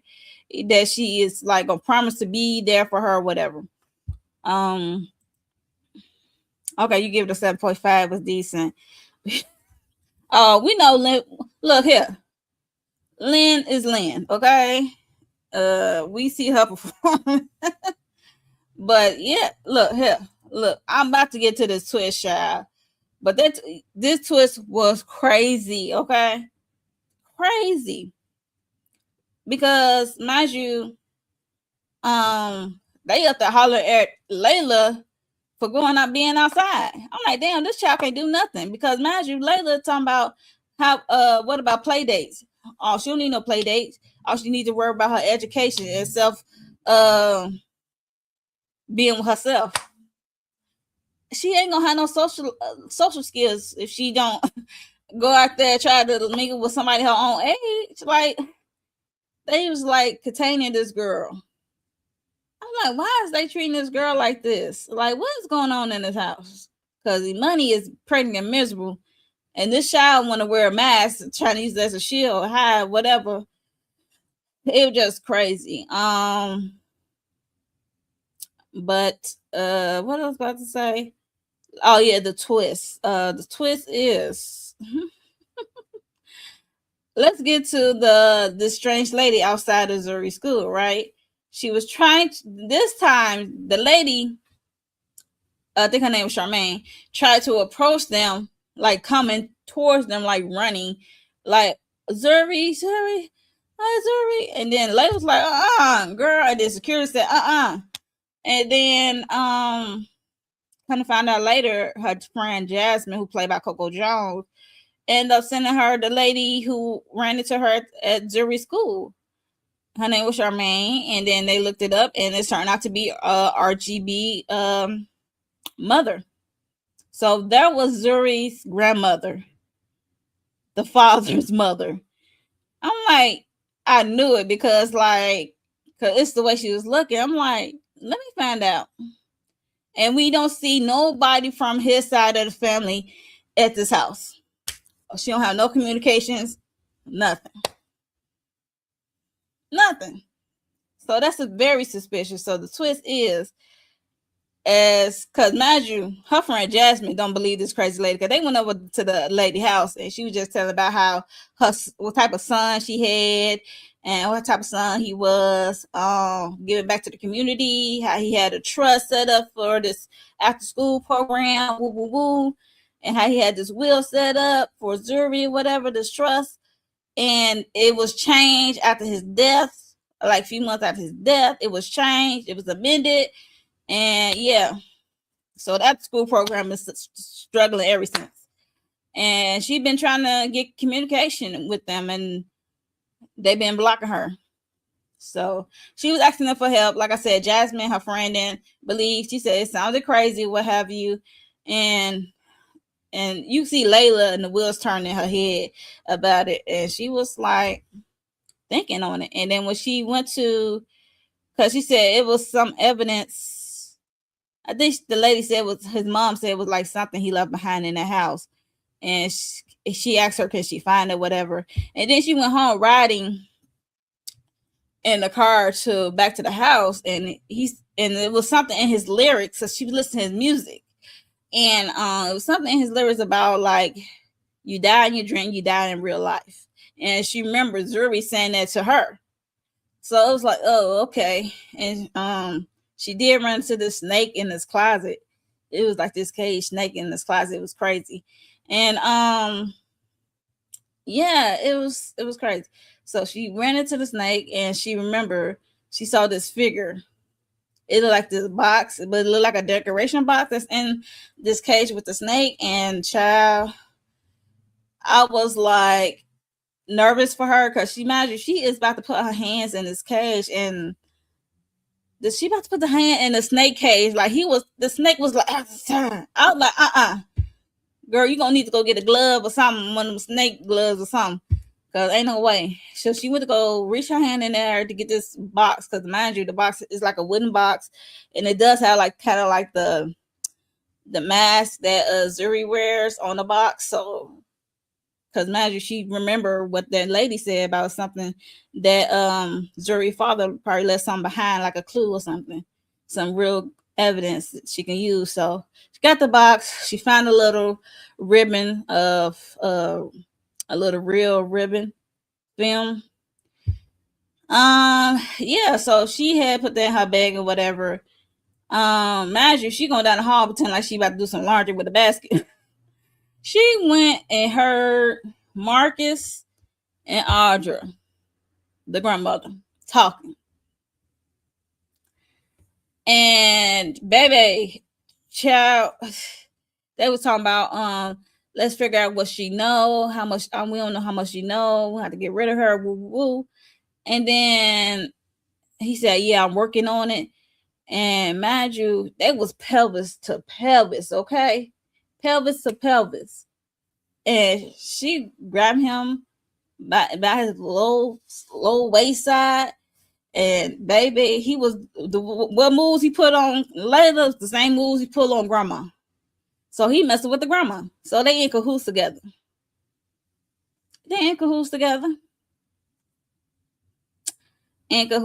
So all the stuff he was spilling to Layla earlier in the movie, because imagine she did meet him in the I guess he was in the dollhouse from Imani. He was sleeping in this music room or beach house or what have you, and he was listening to music, and that's what she shared about her sister, because about what happened to her sister, and he shared about RGB and their relationship and stuff like that. So yeah, so kind of find out they found out that RGB had only money in the will. He only left all his money to money. I think he had a trust set up for the out of school program and left them nothing.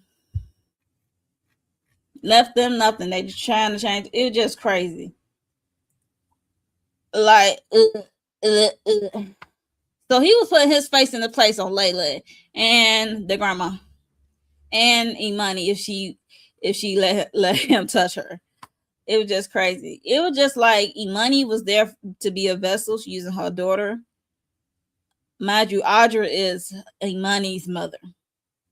It's like she's like a zombie. It was like, especially when she gave her a bath and stuff like that, how she dropped her rings in the water. It was just a lot. And then this fool like to choke while he up there fucking. While they up there having sex. And leaving mark prints. They kind of look like hickeys, but it's like mark prints. So she had to hide it up with makeup. Crazy freaks. But yeah, so as the mystery unfolds of this dramatic dynamic of this crazy ass family, mind you, she is about to be on her way. Because I guess it came out that they was having her and Marcus was having relations, and she got to be out of there.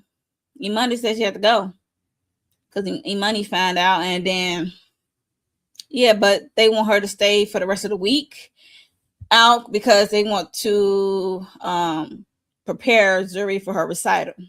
She has a recital coming up, so she want her to stay for the rest of the week. Hey, Angelica, thank you for stopping by. Yeah, so they want her to stay for the rest of the week, child, for this get Zuri ready for this recital. And yeah, it's crazy. And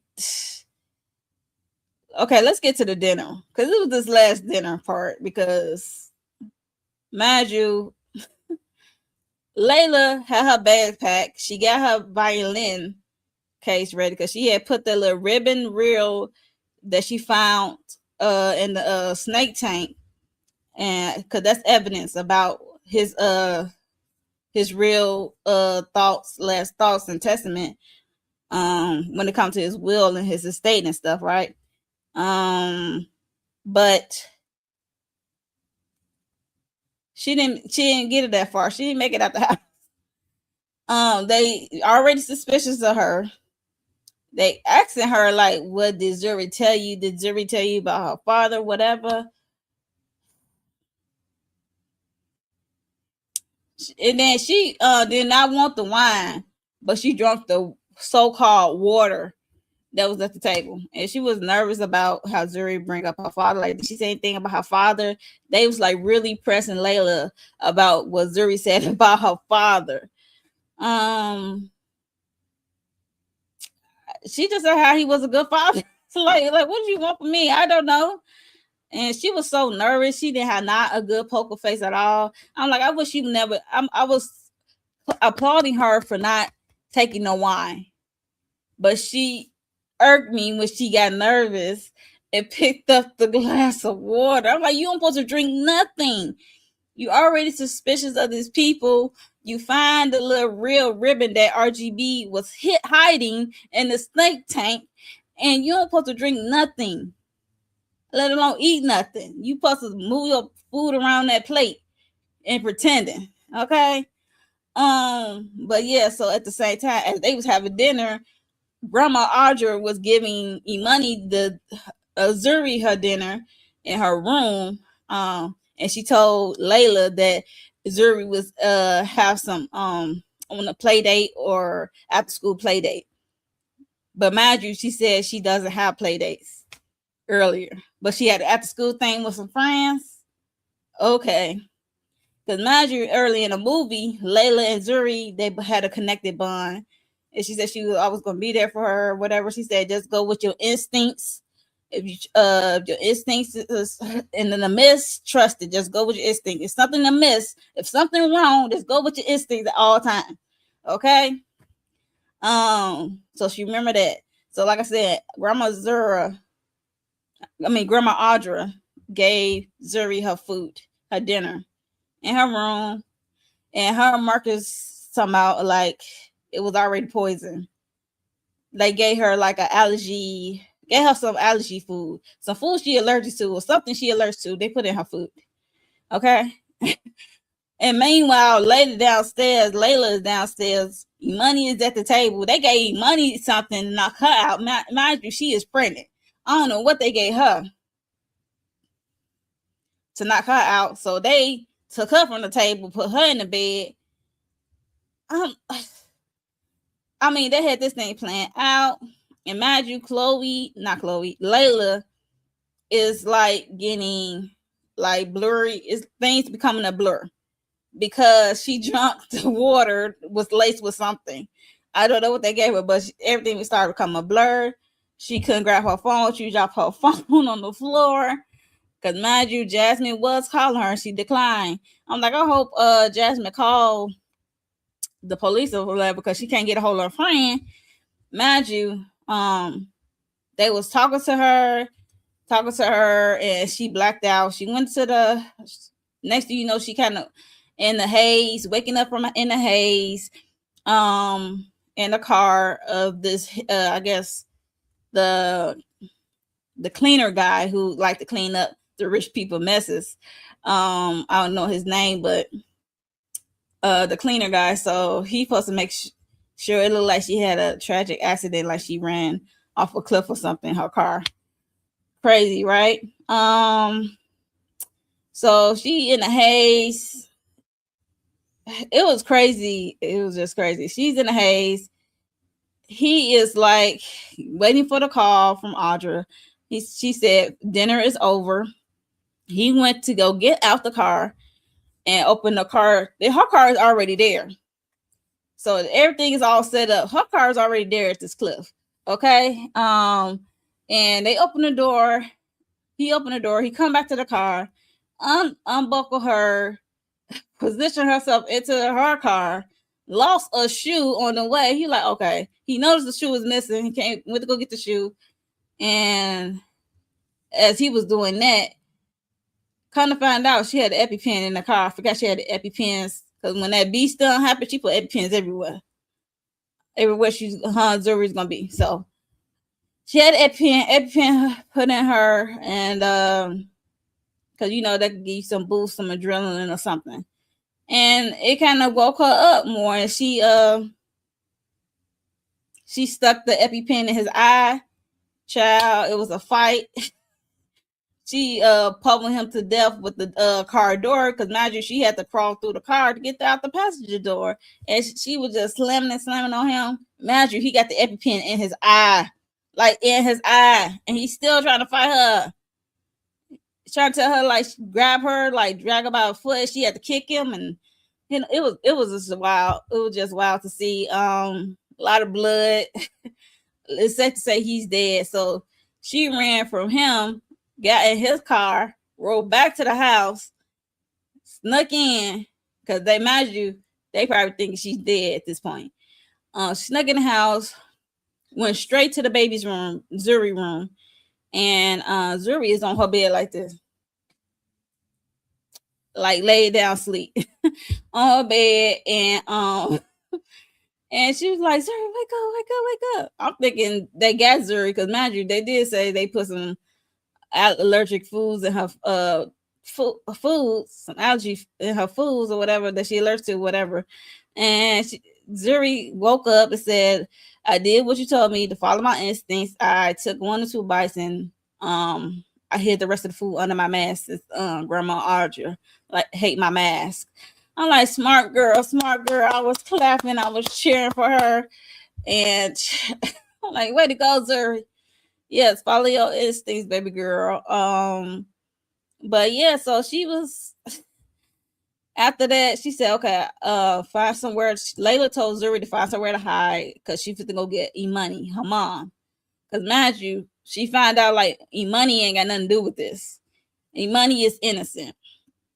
She's just a irritable, pregnant, married lady.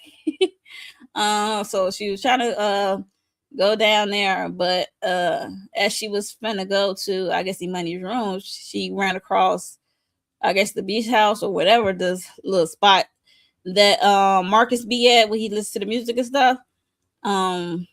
Marcus end up listening to the reel that they took out of her violin thing and end up playing it, and we hear Zuri's father on the tape. We hear the argument between him and Marcus about the money of it all, about how he leaving his money, how his will set up, and woo, woo, woo. I read about that, and he was taping the whole thing the whole time of this exchange. He just said, I don't want nobody to change my will. I don't need it amended. Da, da, da, da. I do not want to change it, leave it as is. Okay. And he said this is like October 10th, 2020. Ja. Yeah, so he said, if you listen to this, I'm already dead. It was one of those kind of recordings, because he already didn't trust them. Like, he had, Zuri's father did not trust the people around him, and rightfully so. And yeah, so that was his extra protection, because he know that they was gonna be on some shady stuff, and he was right. So she was over listening, him listening to it, and she made some kind of noise, and he came out the door, and child, he chased her into the house. And she up there, and she had eyes closed, breathe. I'm like, girl, if you don't open them damn eyes, you don't open them eyes, girl. So yeah, so child, she got caught. He grabbed her, and they was tussling. He talking about he said this is not all my plan, or something is not all my fault or whatever. I had nothing to do with it, whatever. And she like, you believe me, right? He was trying to play into the emotion part, like tug at her heartstring, because they had some kind of connection. He said he started beginning to like her. I'm like, yeah, right, dude. Sure. But yeah, so they was tussling. He was trying to chuck her out, what have you. She scratched him. She managed to get away for a little bit. Ran into Audra, they were just fighting it there, because like he was bending her fingers back. It was like this. I'm like, what in the death become me? I'm like, why is her fingers stuck like this? It was like back. I couldn't get it. Like, I'm like, okay, I guess that's how it would be in real life. I guess I don't know. I wouldn't know. But so yeah, they was fighting, and then Money eventually woke up. I guess her drug, whatever they put her out with, wore off. She woke up to some screaming and hollering. Imagine she's like 8 months pregnant. Okay, like she about to pop. She's trying to come down the steps, or what have you. Even the grandma, was it a grandma or was it Marcus? Somebody was trying to find the daughter, and no, it was Marcus. Marcus went to the closet where the snake reside. The snake was missing out of the snake case, and Zuri was in shuffling in the clothes. We saw some clothes movement. She came out, threw the snake on her. She tried, but she ended up catching her anyway. And child, even the grandma was holding the granddaughter at gunpoint. Mind you, she don't care for the granddaughter. She just cared about the money that came with the granddaughter. She just came out the wheel. Okay, because she said she didn't care for her daughter money to be ended up with a rapper. And she said she vowed for her family not to be without. And she said she is not going to be in nobody's kitchen no more or cleaning somebody after somebody. I guess they was the have nots at one point, and she was determined. So she basically riding off her daughter's relationships. Cause I'm like, what do you do? So she was determined to like live this opulent life, like this nice life. She's determined and to keep it that way. And nobody gonna get in between. So she don't care about that granddaughter because it came from the granddaughter was conceived by a rapper with a rapper. And she is looking down on rappers, I guess, like they are the low. I'm like, but they can't be too low, but you want his money that he left to his daughter. Make that make sense. That do not make sense at all. But yeah, so it's funny how she looked down on rappers, but she taking the rapper's money that he left his child is beyond me. But so yeah, so like I said, she ended up popping Marcus, who she was in it with, because Marcus was having second thoughts. He was like, wait a minute, you ain't say you was gonna take out the child. He said, I ain't know this was part of the script. He he's looking like, I ain't know this was a part of the script. He's like, wait a minute, you ain't say you was gonna do all this. Because mind you, he was in it with her, but she's the ringleader, so she ended up popping him. And Imani originally was trying to come down the steps. I thought she was gonna fall and tumble down the steps and lose that baby. Okay, because she making me nervous the way she was coming down the steps. Like I said, she's like 8 months pregnant, like she was about to pop. And 8 or 9 months pregnant, like she's about to pop. So she was coming down the stairs. She was like, Mom, what's going on? What you doing? And stuff like that. And yeah, so child. Hold on, y'all.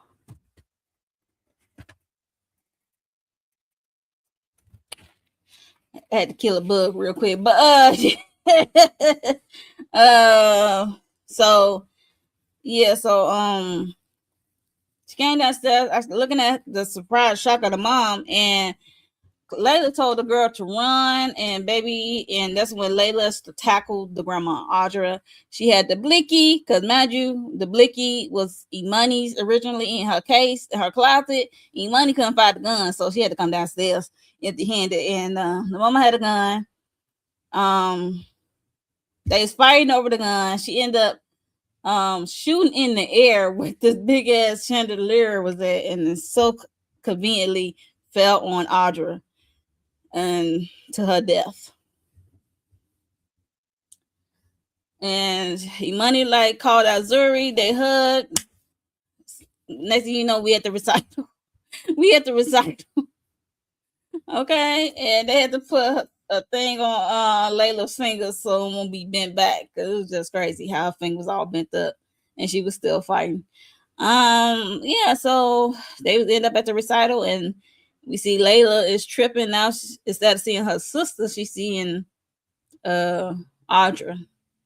I don't know if this Audra's gonna hunt her for the rest of her days, but yeah, she see Audra now as a ghost. She thought she saw Audra in the audience. So Zuri did good on her recital. Her mom was there, and the mom had the baby, I guess. Jasmine was there. Her grandma Charmaine was there. Her father's mom, so she was there, was able to be there. So yeah, see, that's how it ended. Okay, so let me know your thoughts on Strong. How would you rate it on a scale of 1 to 10? I gave it an 8.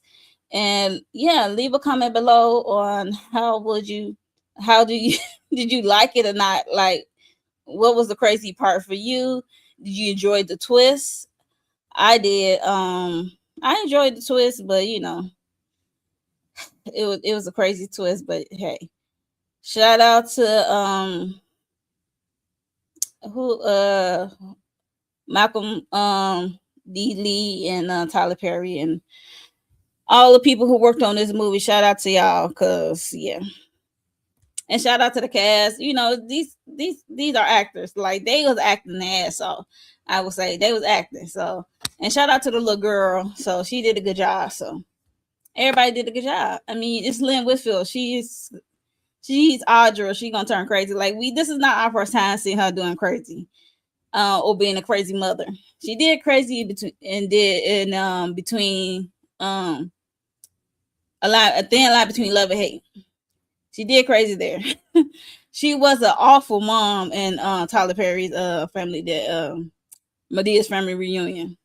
So yeah, this is not our first time seeing Lynn Whitfield being an awful mom. And The Shy, and The Shy. So yeah, as a queen pin in The Shy. So it is what it is. So yeah, so let me know your thoughts. Leave a comment below on Strung. And how would you rate on a scale of 1 to 10? Yes.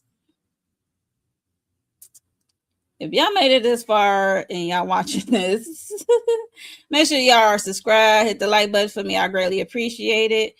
I'm about to move on to the next topic for me. I'm trying to run through this right quick. We're gonna talk about Xmen. Xmen 97. We're gonna talk about that. So that's up next. Xmen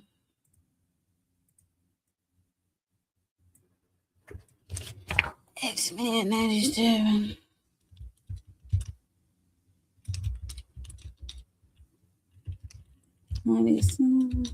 So I'm gonna talk about Xmen 97 season 2, episodes 1 through 4. And then I will talk about Raising Kanan. That was a good one.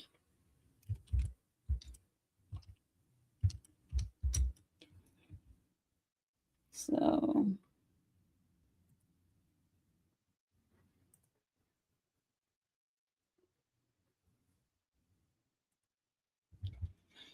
Xmen 94. I gotta change the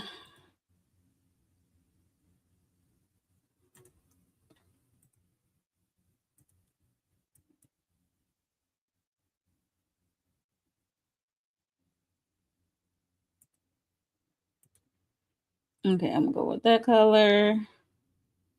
Okay. I am rolling through these. Okay, so trying to get through this.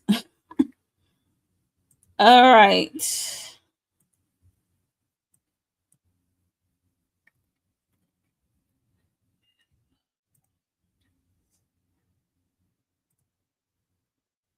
Yeah,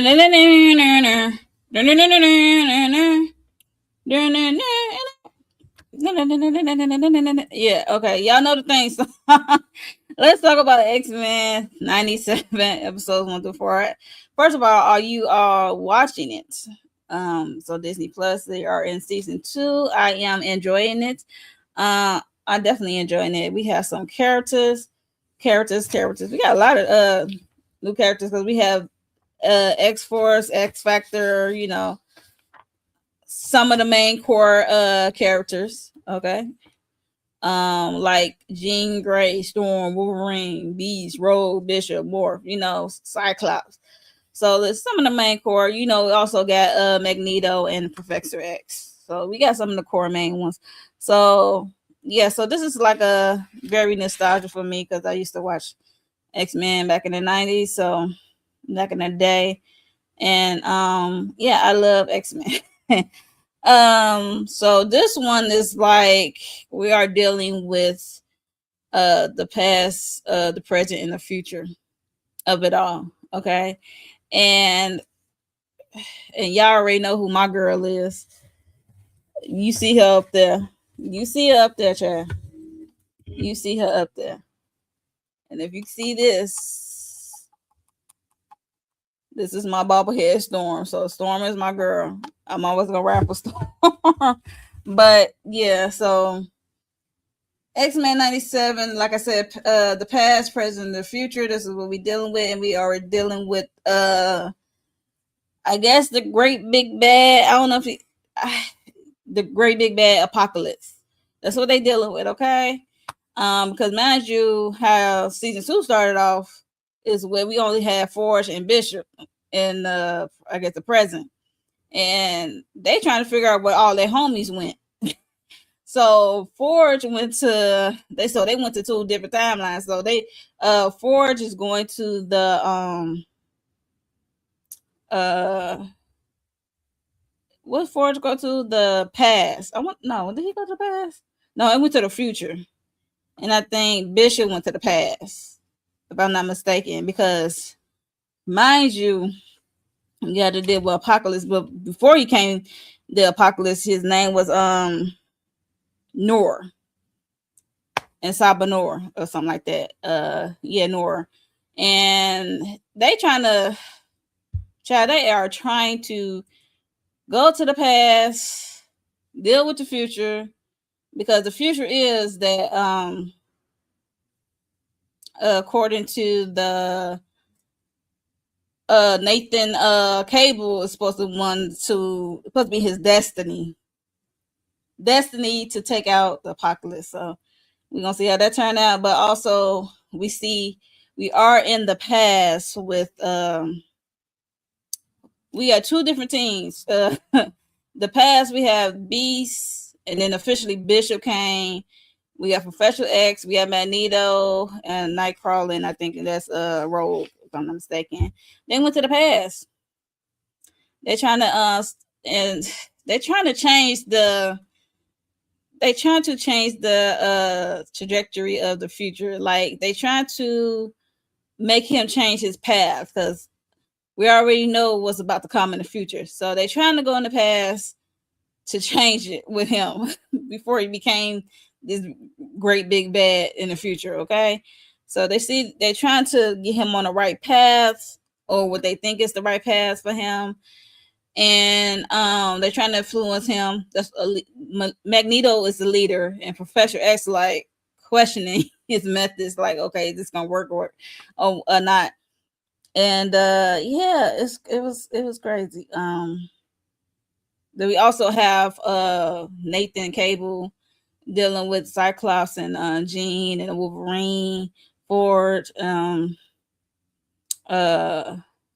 and Storm. They over there in the future, and they trying to get him on the right path to, I guess, his destiny, whatever. But I don't know how it's gonna turn out to be. But we have a lot of characters, like I said, because X Factor them came in, the X Force, because that's when we see Jubilee. I'm like, where Jubilee at? But the only person I didn't see yet is what's his name? Gambit. I'm like, okay, we need Gambit. Like, we missing Gambit. Gambit gonna come back to us as Gambit, or Gambit gonna come back to us different? I don't know. But it was funny how X Factor, I call X Factor the T-Move team of the X-Men. They like the T-Move version. And, X Force is dealing with Cable. He invited Jubilee and her boyfriend, I think his name is Eduardo or Sunspot, whatever his name is, and some other people to his team. So, and I know I think X Factor got Polaris and Archangel, I think, on that one. So yeah, yes, Team. That's what I'm calling them. I'm sorry. When I saw them on the screen, I'm like, no, because mind you, they are at the I think they are at the current present. I want to say, because things are changing.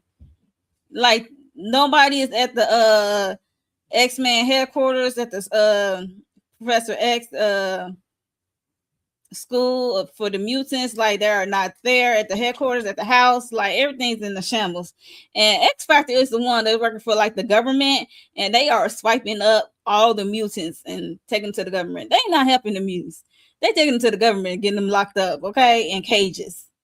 Okay, because at one point they grab up my homegirl Jubilee. I'm like, are you out your mind? How you gonna grab my homegirl Jubilee up? So yeah, so they are keeping these people in cages. They are working for the government. They are not Teen X Force or Xmen. They on the government payroll.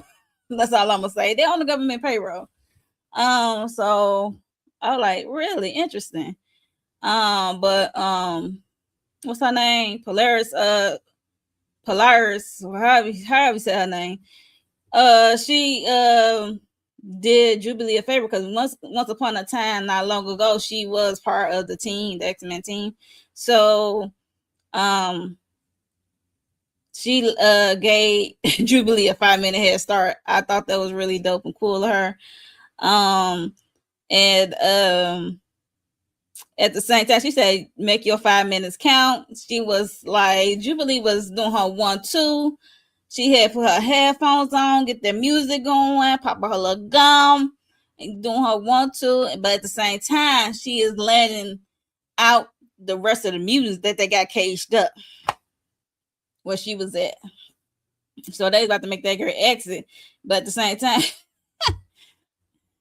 yeah, she's not a kid anymore. She's not a teen anymore. She's not a kid anymore. So she's growing up. So Jubilee is doing what's right. She is letting all the other music out as she is fighting the security as she's trying to make her escape. Mind you, Cable and the rest of the team, they are on the a little ship or whatever. And she was like, you gonna have to make some room because I got extra cargo. I'm coming in with extra cargo. And it was these freakish looking mutants people. So as she was escaping, and they also was kind of helping too as well. So yeah, so as she was fighting security and as well as X Factor, some of the X Factors people. So it was, I like that scene. I really love that scene. And I was like, okay, we get to see Jubilee because at first I'm like, what Jubilee at? I'm like, we missing some people. And like Lauren said, she's not a kid anymore. She's not a teen, so she's grown up. Okay. But she also, as she's on the X Force right now with Cable, she is also questioning his method because she go by the methods of Professor X, and he go by the not killing people or other mutants. Like he goes by that rule. Like we not just be killing off any and everybody. But Cable was going by like, I'm gonna get my information, then I'm gonna unlive you. It is what it is. Like, you my op. I'm gonna unlive you. I'm gonna get my information, I'm gonna unlive you because I think that was following one of the Horsemen's Apocalypse Horsemen's, and they end up trapping him, questioning him, trying to get in his head and stuff. So I don't know.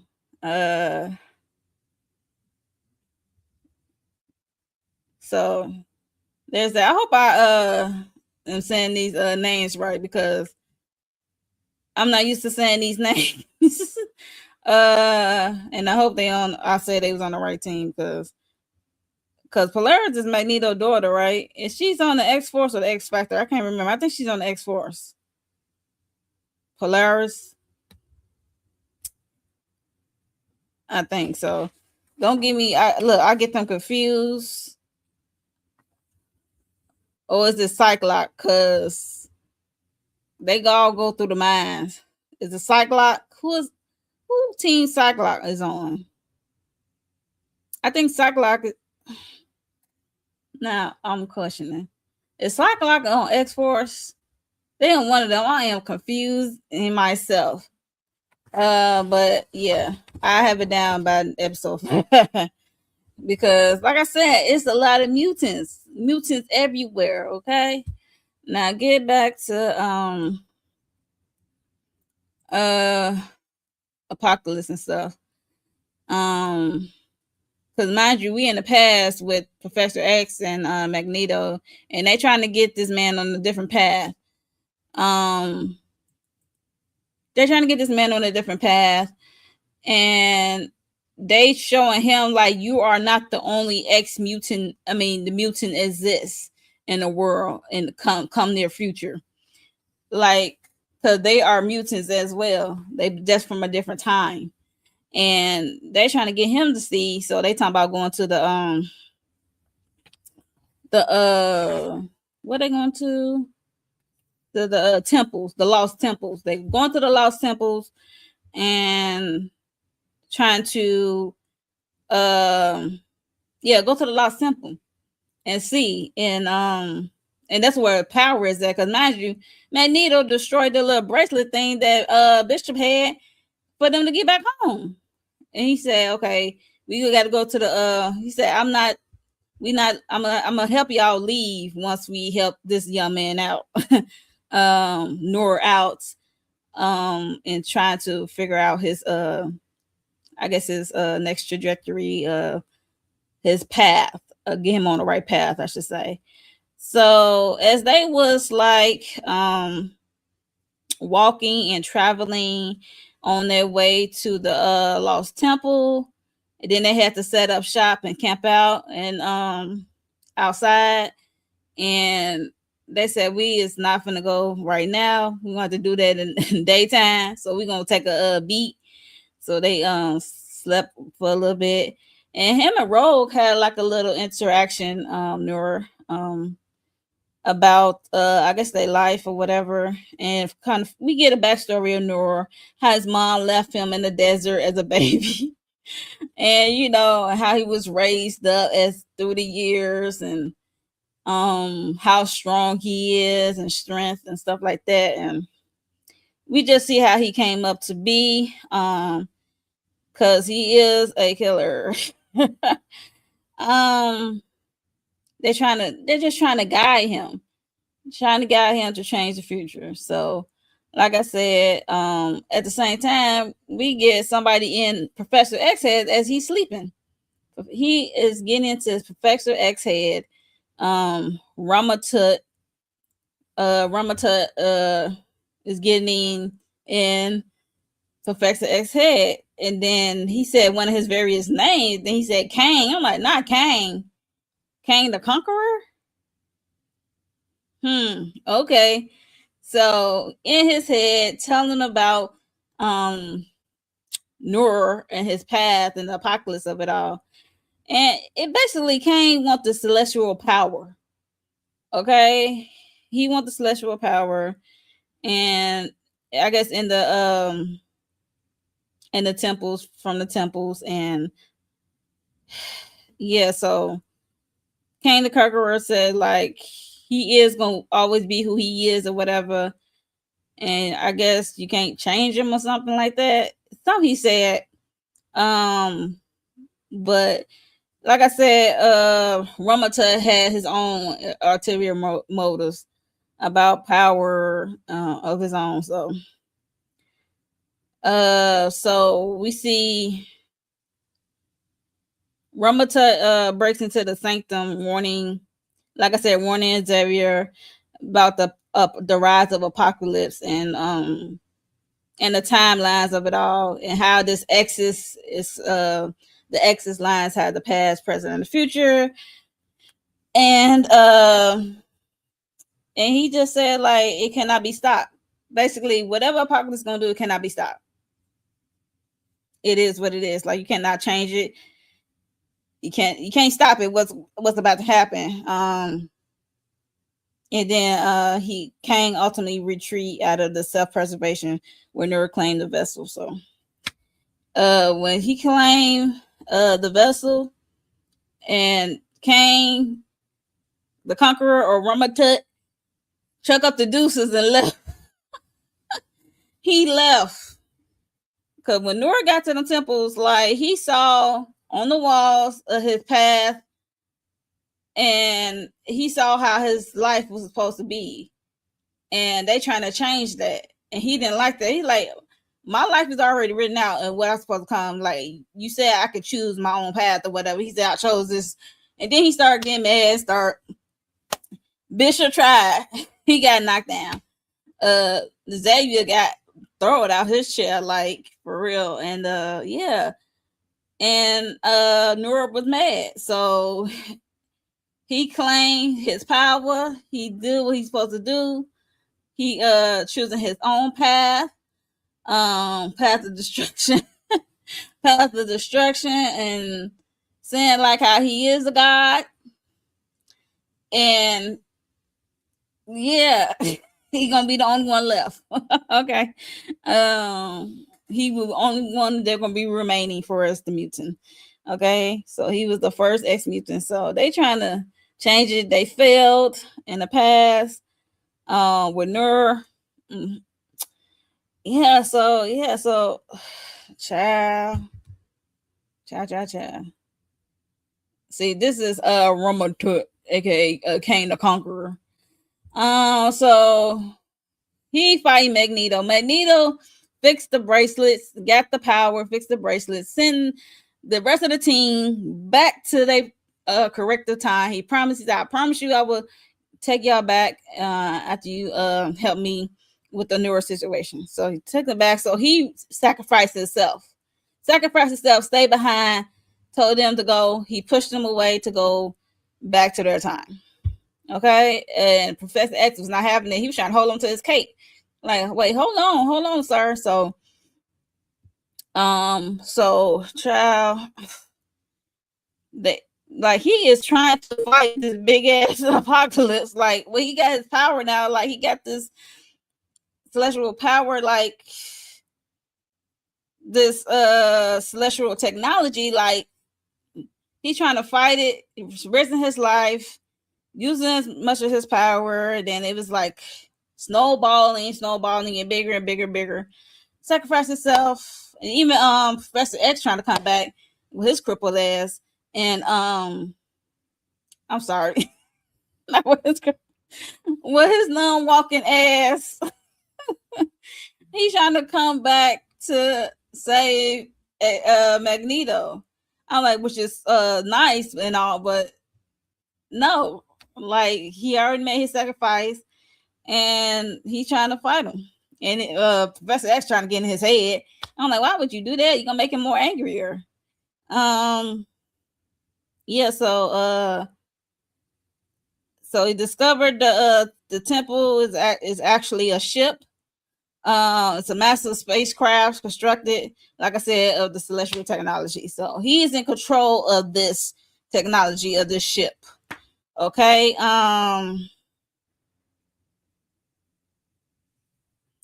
So he said at first the first person he was looking for was Ramatut. He said he was going to catch his wrath first, but Magneto is the one who gets the wrath first. He interfered. He's trying to stop him and stuff.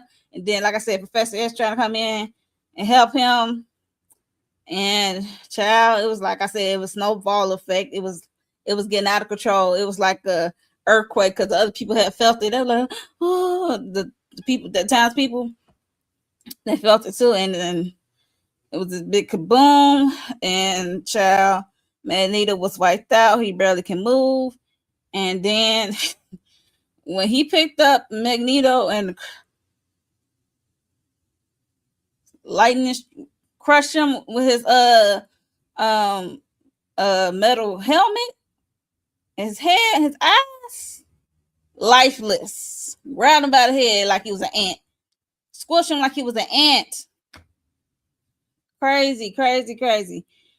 Child, body gone. Helmet, it was the only thing left. Professor X was devastated, of course. And then Bishop had come back for Professor X. So, child, it is what it is. So that's basically episode 4. And I just went through some of the main parts that I wanted to go through. Like I said, they introduced Ramatut, Kane the Conqueror, however you want to call him. X-Force, X-Factor. Some of these people, I got to remember who on what team, because I get these names mixed up for real. And their powers kind of similar in some kind of way. Some of them at least. Yeah, but episode 4, I don't think we got any Cable. It was mostly focused on the past with the Professor X, Magneto, Bishop, and them, and Sabanur. So yeah, yeah, and and it was like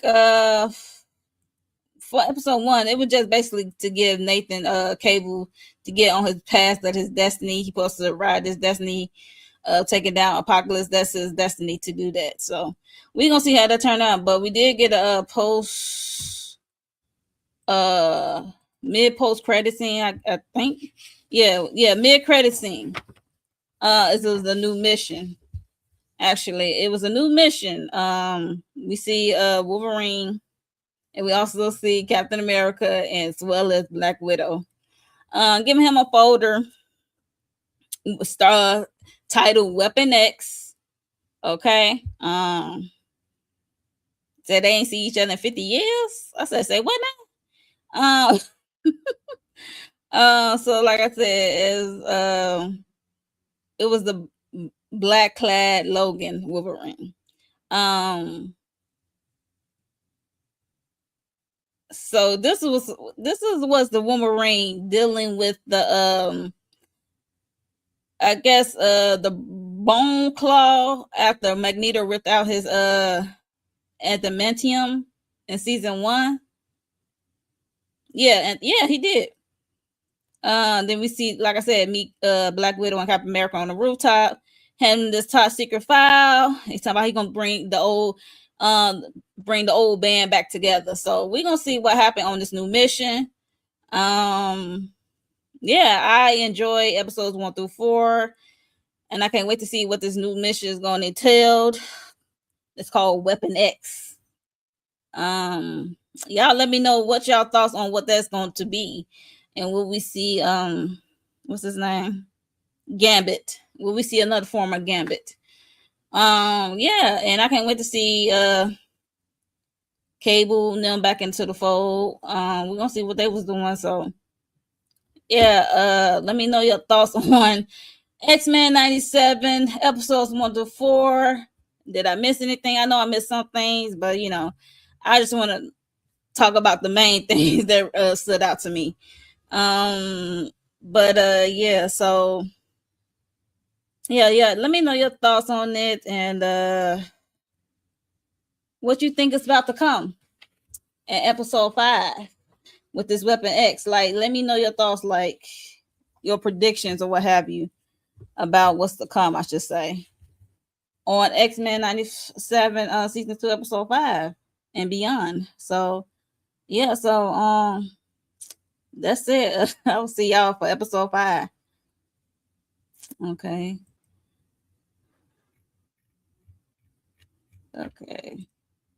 That's enough of that.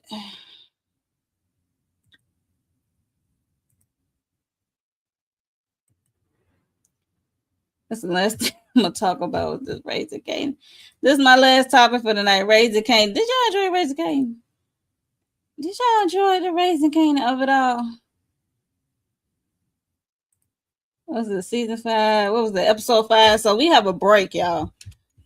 Is it 1 week break or 2 week break? It's a break. I didn't know it was a break. Okay.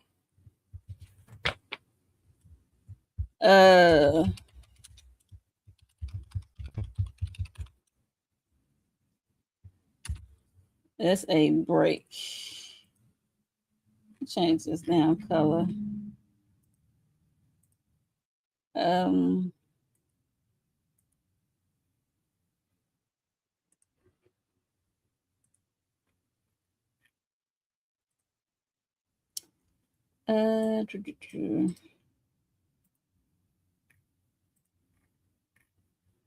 I am changing some things around, and I haven't had a break.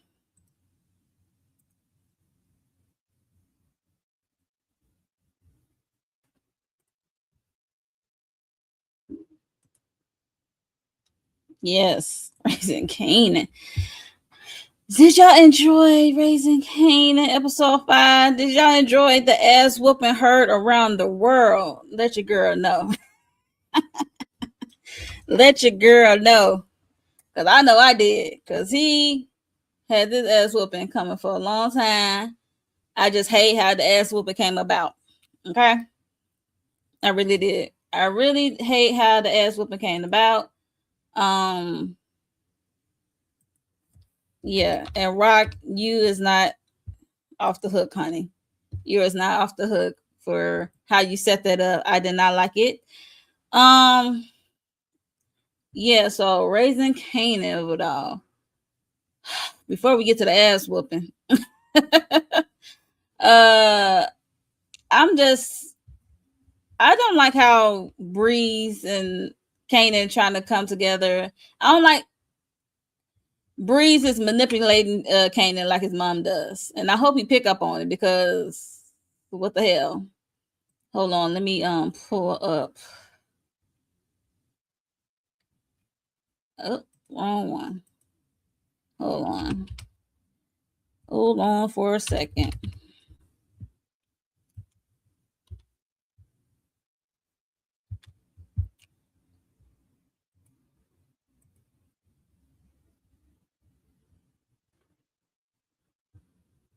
Mm-mm.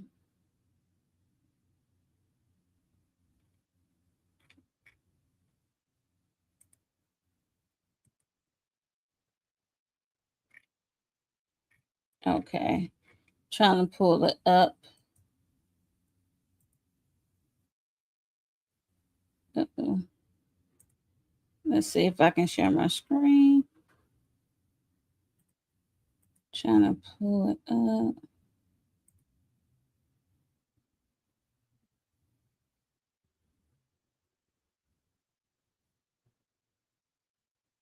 Hold on. I'm trying.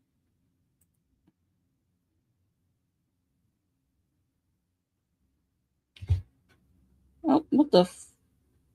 Okay.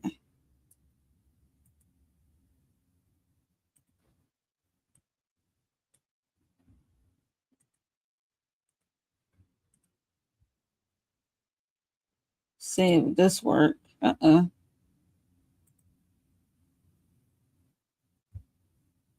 Share screen.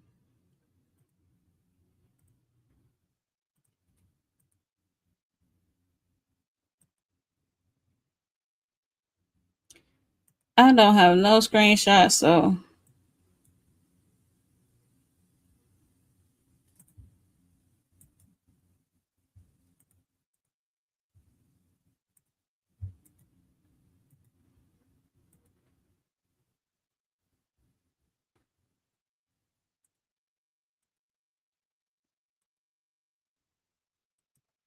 I'm trying to remember what the hell happened. So hold on, hold on, hold on.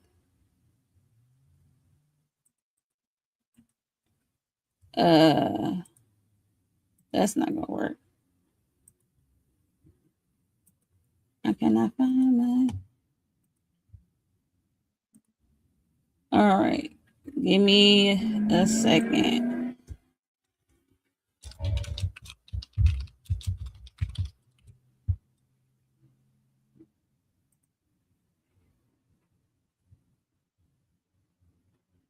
Cause I will.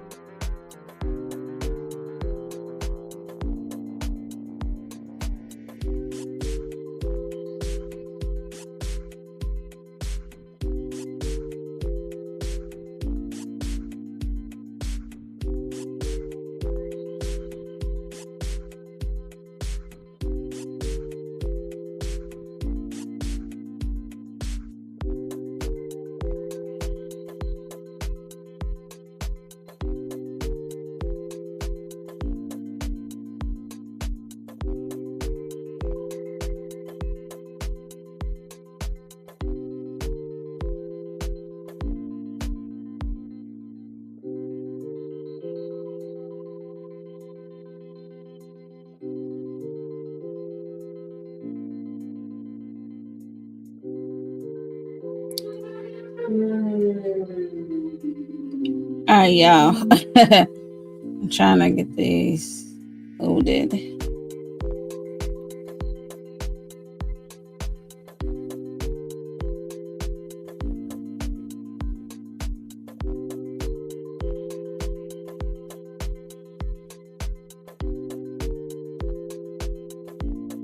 Trying to get these pictures loaded.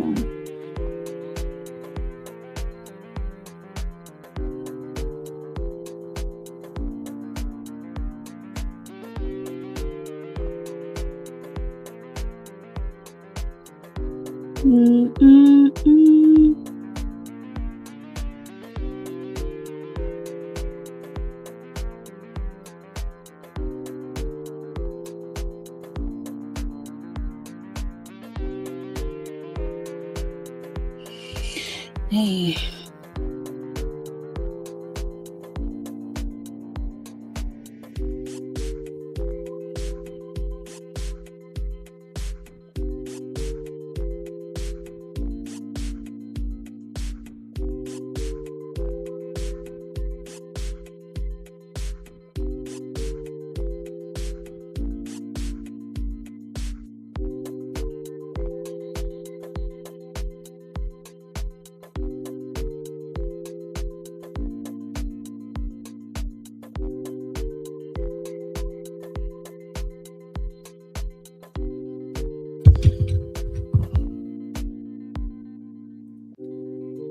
Okay.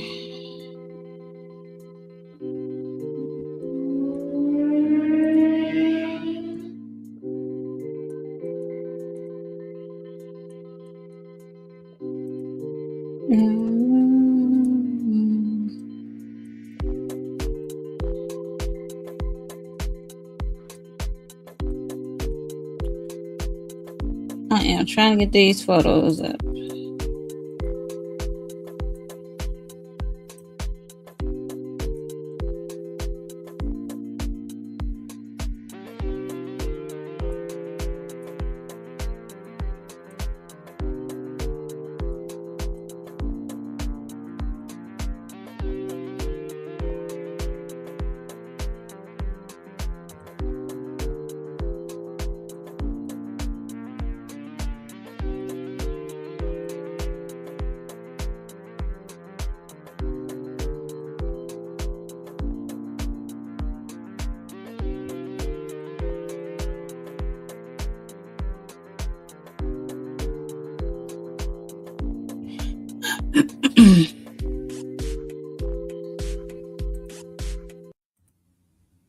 Okay, that's enough of that dang on music. Had to find do a quick little screenshot. Sorry for the delay.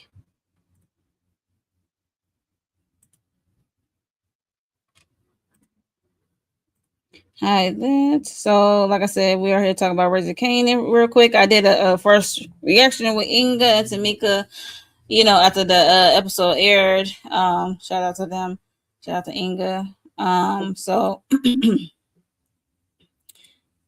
see. Can I add this? There we go. Let's talk about Juke first, because Juke is like trying to create her own team and create her own way, and like want to help. But she also wants to make money so she can pay Garcia's, so she can get some information about Sean, famous, about his case, because he just come up stinking in the abandoned building, and we don't know who did it, but we know, as the audience, know who did it. So yeah, so so she asked, came to Marvin about the money, like, I'm short. She's like, how you gonna have a dirty cop on payroll? You can't even pay him. Like, how you gonna have a dirty cop on payroll? You can't even pay the man.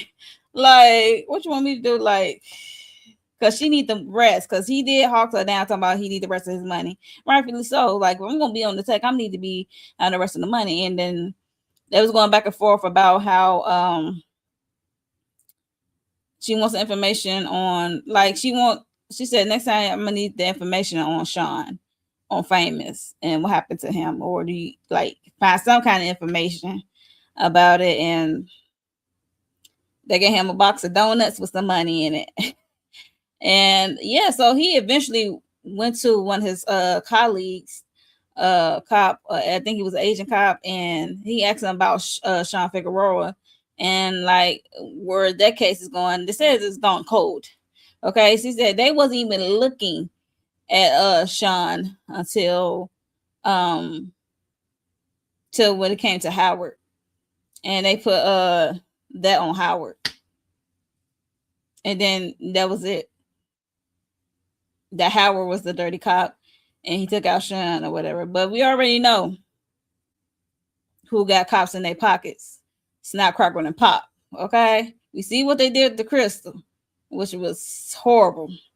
Okay, she didn't deserve that. I didn't care for that young lady, but she did not deserve that. Okay, she just caught up with the wrong fella. Okay, she really didn't do nothing. So they needed her out the way to get the cane or whatever. And yeah, so that's Juke mission. Juke mission is to get information what happened to Famous, and the guy Garcia on the payroll. So there's that. And by way of help of her father Marvin. Marvin like, yeah, I ain't trying to get too much involved. This is your dirty cop, not mine, because he don't feel like he don't want to deal with the dirty cop. Because mind you, last season they was already looking at him by way of Howard. The feds was coming in. They trying to put everything on Marvin. Okay, it was just crazy. But yeah, so shout out to Laverne, Jukebox, trying to be a real one, trying to figure out what happened to her friend. Anyway, I am tired of this brotherly fake bond. When they talk about, he's like, oh yeah, we brothers. Defcon your father, he's my father too. Kanan know damn well Defcon ain't his damn daddy. So you got to play along for street cred and all street position. You know how that goes. And and this is where we get this kind of bond, because Kanan did have the question like, how are you like Defcon son, and how do you know Snap, Crackle, and Pop? Like, how are y'all related, basically? So Snaps is his mother's brother. Okay, so and then he had laid the story about how she married well, and she married well, then she moved on or something. I guess changed it with last name, something. She married well. Okay, his mom moved on and married well, and you know they bonded, and he was just low key telling Kanan about his mom the whole time, like how she moves and what she did, and how she unalived Defcon, their father, and kind of looking like, yeah, that was rumored. That was rumored. He said, I heard the rumors. She's like, how you gonna tell me about my mom, how she operates? Like personal business is personal business. Like, how you gonna tell me about my mom? Because I'm gonna need Kanan like to really peep like how he's like low-key manipulating you and getting into your mind and stuff like that. And yeah, so I'm tired of this little brotherly bond, because we know it ain't real. We know damn well Defcon ain't never one of them fathers. I mean, maybe Breeze, but I don't know how that to be true, because Rock said in season 1 or 2 that Defcon was lefty. He was left-handed. Okay. And this rumor about Rock unaliving Defcon, I do not believe it. I really look. I 90% don't believe that Rock took out Defcon. No, at least 80% she didn't take out Defcon. But I think it's more on Snap, Crackle, and Pop that took out, because they see what they did Crystal, and the way they did Fame. And I won't be surprised if they was behind the Defcon death of it all. But I thought they said he died in jail. But you know, people still can get clipped in jail. All you gotta do is put a word in. But the only one who probably had connection at the time will be Snapcrackle the Pop because we see who they got on their payroll. They got like they know a lot of people. Okay.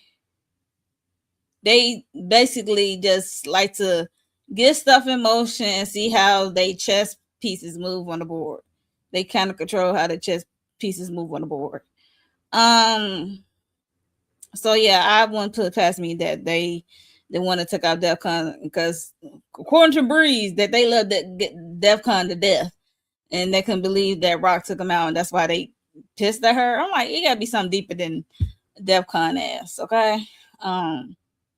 Why they hate Rock so much? They probably hate it because she maneuver her way up the rank to this queen pin. Because DEFCON, when we got introduced to Rock, DEFCON, we never saw DEFCON. We only saw High Post. So she was with High Post when the series began. So we see how she maneuver and climbs in this world of men, this game of men. So she's a female. So I can't wait till Snapcrackle and Pop get theirs. That's all I'm gonna say. But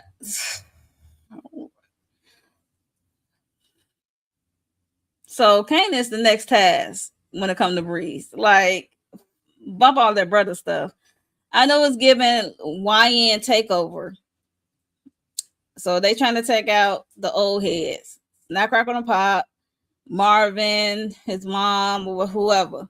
They need to take out Stefano because he bitch made. But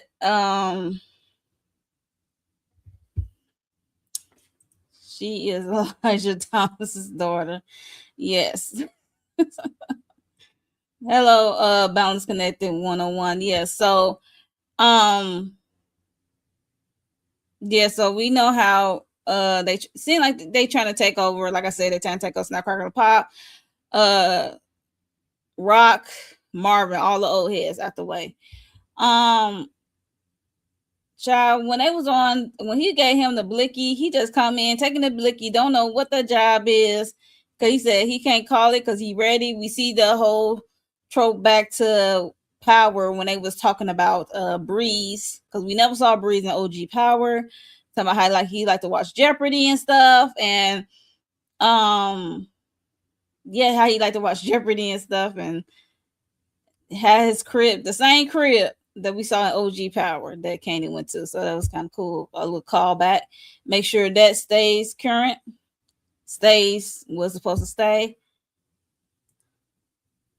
That's why they hate her. Because she's Elijah Thomas' daughter. Okay, I need more details of what besides that. I need to know the details. Like, okay, were they supposed to give you a kidney and he didn't give you a kidney? Like, what? I need the details.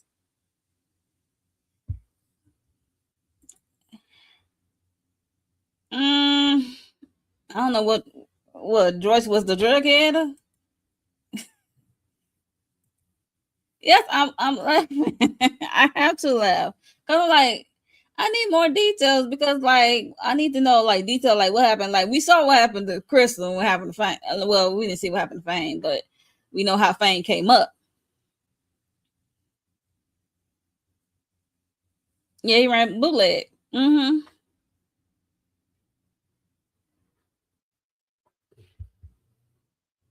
So they must have had a deal and something went wrong. That's what you're trying to say? Balance connected 101. Right.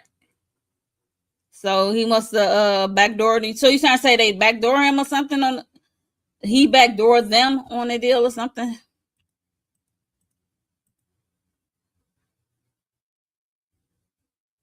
How Crystal seen is death seen as a lie? So she's still alive? Is she still alive? Something happened. What happened? Something happened. What happened? Oh. So okay, unalive themselves like Bert. Is that what you saying? Okay.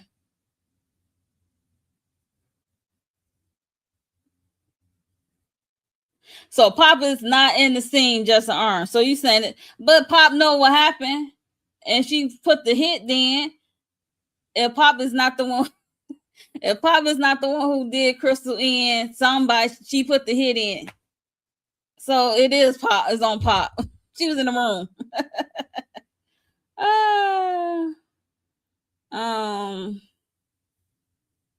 Oh my goodness, please. Something about jukebox, Laverne, Underlie Crystal. Okay. Anyway. We see she never turned around. Possible never sure, you a Pop lover? Okay. So imagine miraculously Pop disappeared out the room and Drew came in and unlocked Crystal. We shall see balance connected 101. We shall see. But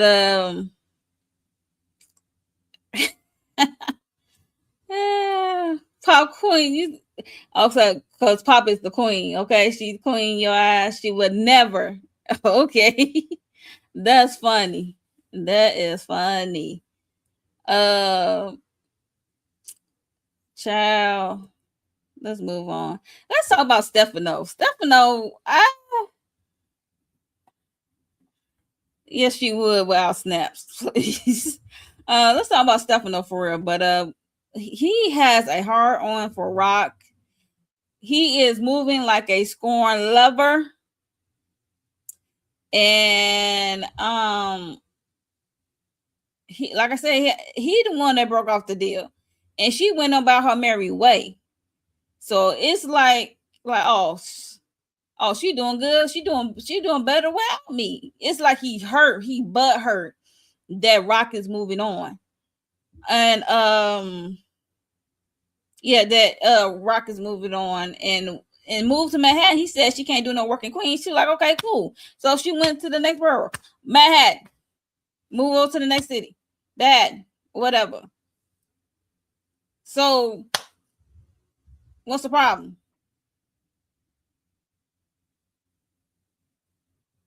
Move over to the next town, Manhattan. Like, what's the problem? Honestly, what's the problem with her moving on to Manhattan?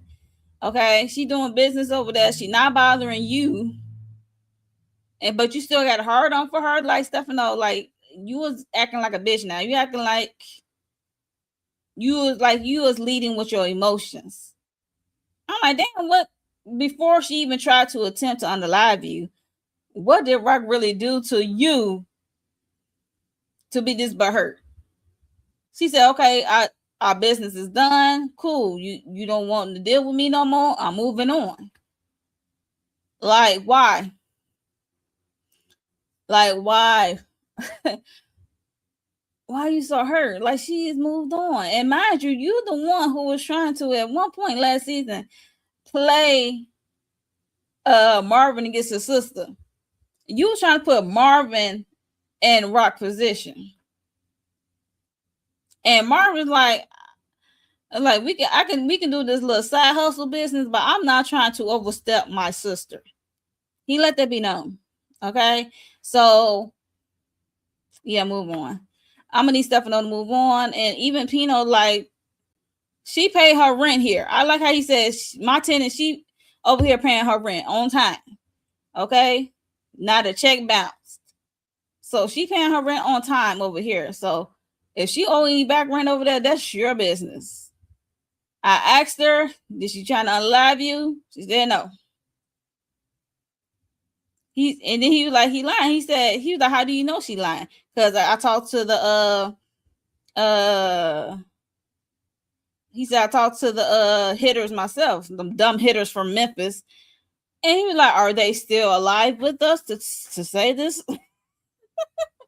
Pino is funny. But it was at one point I thought Pino was gonna take out Stefano. I ain't gonna hold you because it played some eerie music, ominous music. Because he stood up and stuff like that. So look how Stefano looking. He's not looking his best. Mind you, he is recovering from getting shanked. But still, he's not looking his best. It's like letting this Rock stuff get to him. And Yeah, that's unfortunate. But yeah, but he need to move on. He is dealing with Kanan, Snap Crackle and Pop and Breeze. Okay? He's dealing with them, let them be. Okay? But I like how Pino came to him. And I can see Pino taking him out. I ain't gonna hold you because he is starting to get irritated. Irritating to me because he started getting on my damn nerves. And we also see a scene with Pino talking to Rock, asking her did she trying to unalive Stefano. Of course she lying. And he don't believe her. Like this dude don't even know her that long, but he already knows she lying. He knows she lying. And he asked about her son. Like actually, basically asking about her parenting because she said my son worked with Stefano in Queens and that's their business. I ain't got nothing to do with it. You know how Rock talk. What they do, that's their business. So yeah, but the business are conflicting, like messing with one another. Like you shooting up their corners and then Kanan retaliating and taking one of the Johns out that you use through Flossie that's pushing this drug. Like y'all are going back and forth, tit for tat, being petty towards one another, and it's affecting both of y'all business. And you messing with your landlord's. You want to mess with the landlord's payment of it all because you still gonna have to pay rent, no matter what the circumstances happen. Like you still gonna have to pay rent. So so he asked about, like I said, testing about her parenting of Kanan. Like it's okay to have a heavy hand. Okay, because this boy, even though he's 17, he doing grown man things. So you don't have to like heavy hand. Like you don't treat him like a grown man. Like you don't treat him like a stranger on the street because he is messing with your business. Mind you, he had one of the Johns overdose, got one of the hookers scared. Flossie don't want that kind of dealings with her business. And yeah, like I said, they're going back and forth with the tip of it all. And they just took out Joaquin this episode. Like even Joaquin says she's messy, and she's messy, and she don't have no boundaries. She really don't. She really don't have no boundaries. I don't understand why she is, because mind you, this season she messed with Kanan first, up them shooting up them corners because they took unique corners and over there. So when he was out of there, so he dipped out of town. They took unique corners. She's the one that made the first move of shooting up the corners, but make sure nobody got hurt. So that's messing with the making that corner hot. So that's kind of messing with them. And then Kanan retaliated against her ass about the John overdosing and stuff. So yeah, I don't understand what's this beef. Like is she butthurt that Kanan is like not under her thumb anymore, and he is working with Stefano and decided to work with Snapcracker and the Pop. So she gonna mess with him. And if Kanan is pissed at how his mom always, in his eyes, always lying to him about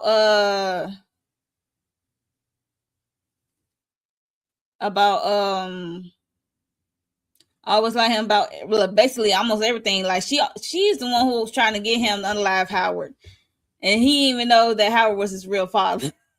So she do have a lying problem, but most of the time she be protecting his ass. So yeah, no.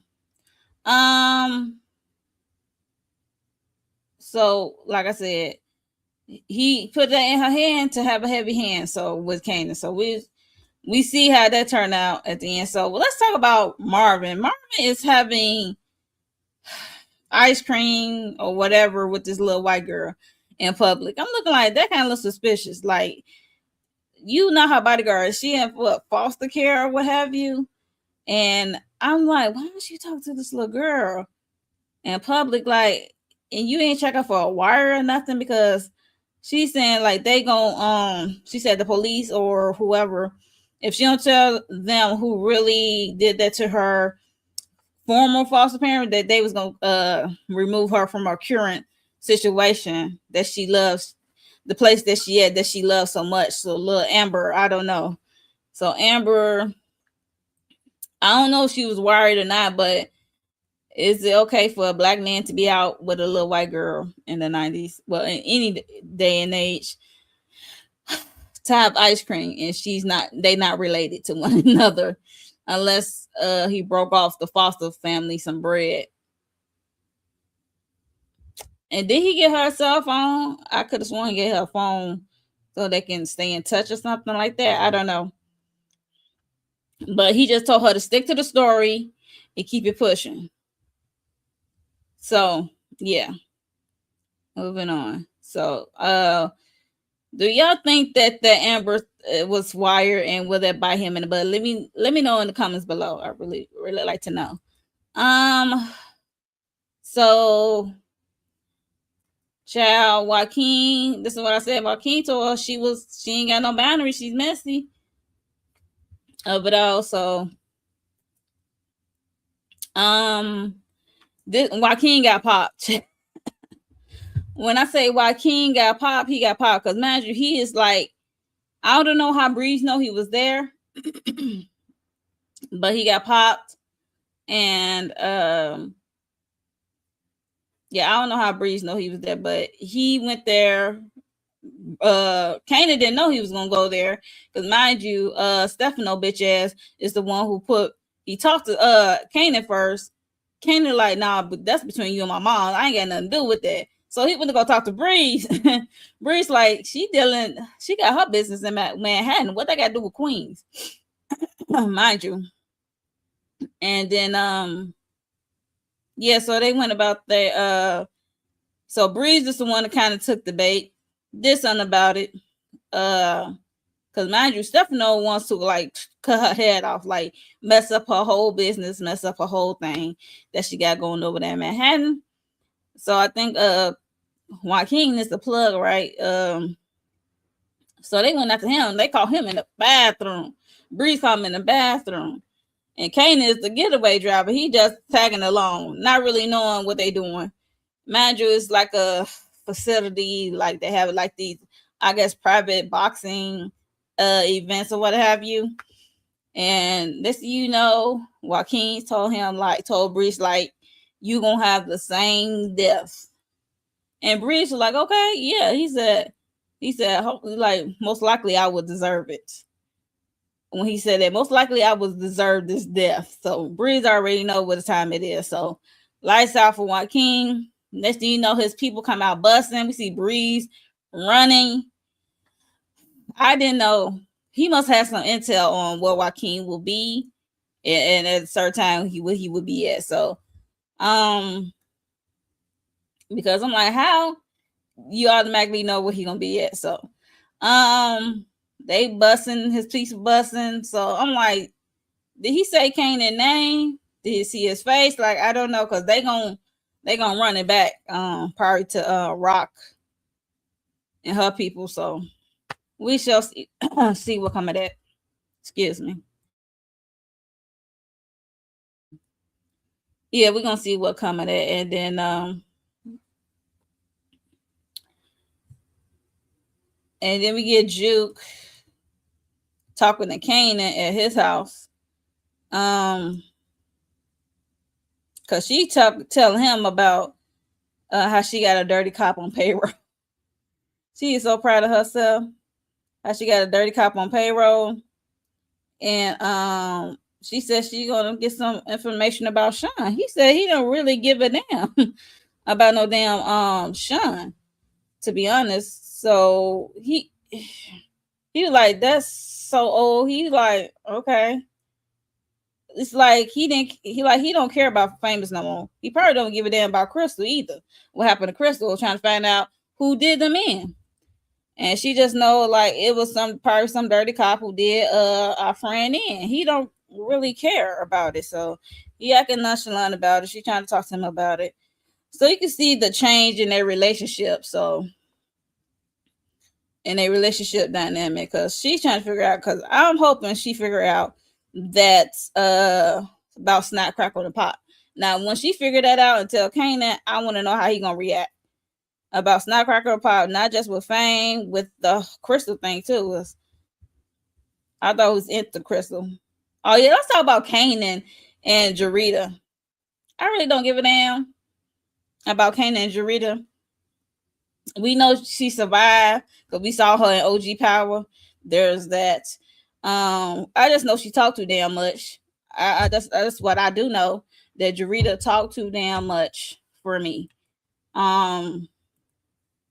Loose lips ain't shit. She talked too much. Like, out of all of the Johns you slept with, Kanan is the one you want to open up to. I guess. Like, he is 17, 18. He's a little boy. And you is trying to get out the game. Because mind you, when Flossie gave her a John, she got to the John, he wanted her to dress in some business clothes, and she up there contemplating about life choices.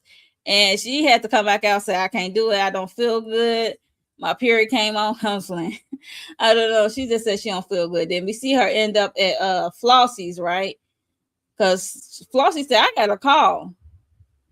I got a call from John and said that you had dipped out, like you wasn't feeling well, but you are coming into my house in my face. And she up there talking about she said she don't want to do this anymore.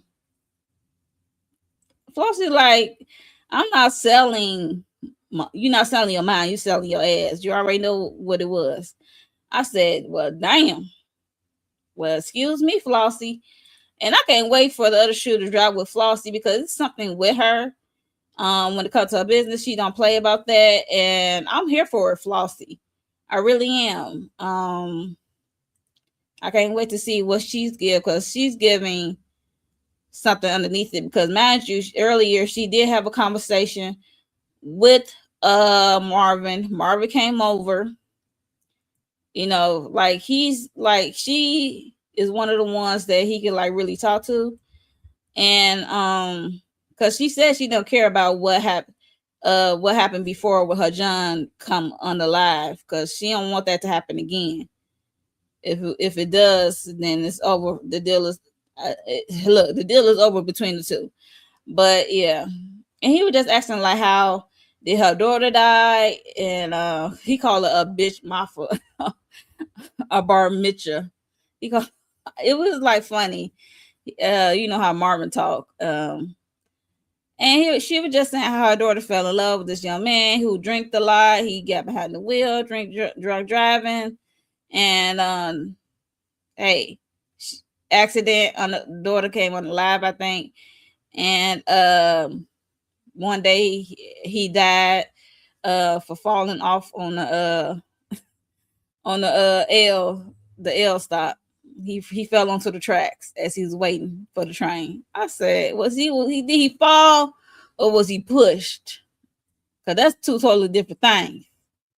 Yeah, so I can't wait for the other shoe to drop. I would like to see Flossie get a little bossed up, a little dirty for the one time. So I wouldn't mind her see her get her hands dirty a little bit, because we can see that in her as she is more. She talks to Marvin of it all, and yeah. So I can't wait to see what comes of that of it all. Let's get to this. The ass whooping heard around the world. Before we get to the ass whooping heard around the world, we see Rock is flustered. She told Marva to grab up one of Kanan's runner boys. He hit the man with on the scooter. I think his name was Primo. He ended up hitting him. And it was just crazy. He ended up hitting him. They grabbed him up, snatched him up. They went to the pool. The pool, they like to sometimes take people to interrogate them. They got him strapped down to the chair. I guess Rock is like interrogating this boy about who and what and where and what they running and how they running it and stuff like that. Mind you, he is a runner boy. He don't know the details of the thing. He don't know the details of the operation. He just a runner boy. Okay. Because he said he don't know, and even she was about to like, cause they, mind you, they smacking them and hitting them hard. Okay. And he ain't got nothing. Even Marvin, like, he don't know nothing. Said, what is all about? He said, whatever you and Kanan got going on, like, you was taking it out on the rest of us. Like, what the hell is going on? Because Marvin wasn't really down for it. After a while, he was like, he don't know nothing. So let's move on. So she gets so flustered, she popped them 3 hot ones in the chest. I said, damn. So Marvin, like, what the hell are you doing? He was so mad and pissed, and Rock didn't know what to do because she was so flustered. She trying to do this heavy-handed parenting that Pino suggested. And yeah, so she let it out that Kanan is the one who put down Uncle Lou, our brother. And she is so manipulative. She just pull it out the bag because she been knew this as soon as it happened. She been knew this, and she happened so blurted out because she's mad pissed with Kanan, or Kanan probably embarrassing her in these streets because it seemed like Kanan is like one upping her or embarrassing her about how she run her business. Child, I guess, but let's just say Marvin went over to visit Kanan as Juke was there. We glad Juke was there. Well, Juke had to be there because we need Kanan to survive. Okay, so it can make sense in OG for OG power. Okay, we know Kanan survive in OG power. Okay, so he came over when it was a bang, bang, bang. They had their blickies out first, but he heard Marvin's voice. They kind of put it up. And as soon as he opened that door, Marvin was already cocked back. Okay? Boom. First hit. Knocked Kanan almost straight off his feet. He had to lean up against that wall that was there. He stumbled back up against the wall, knocked the wind out of him. But it was some time that he could have like quickly composed himself, but Kanan really never got hit like that. You know what I'm saying? So he could really snap back that quick because that first hit knocked him off his feet.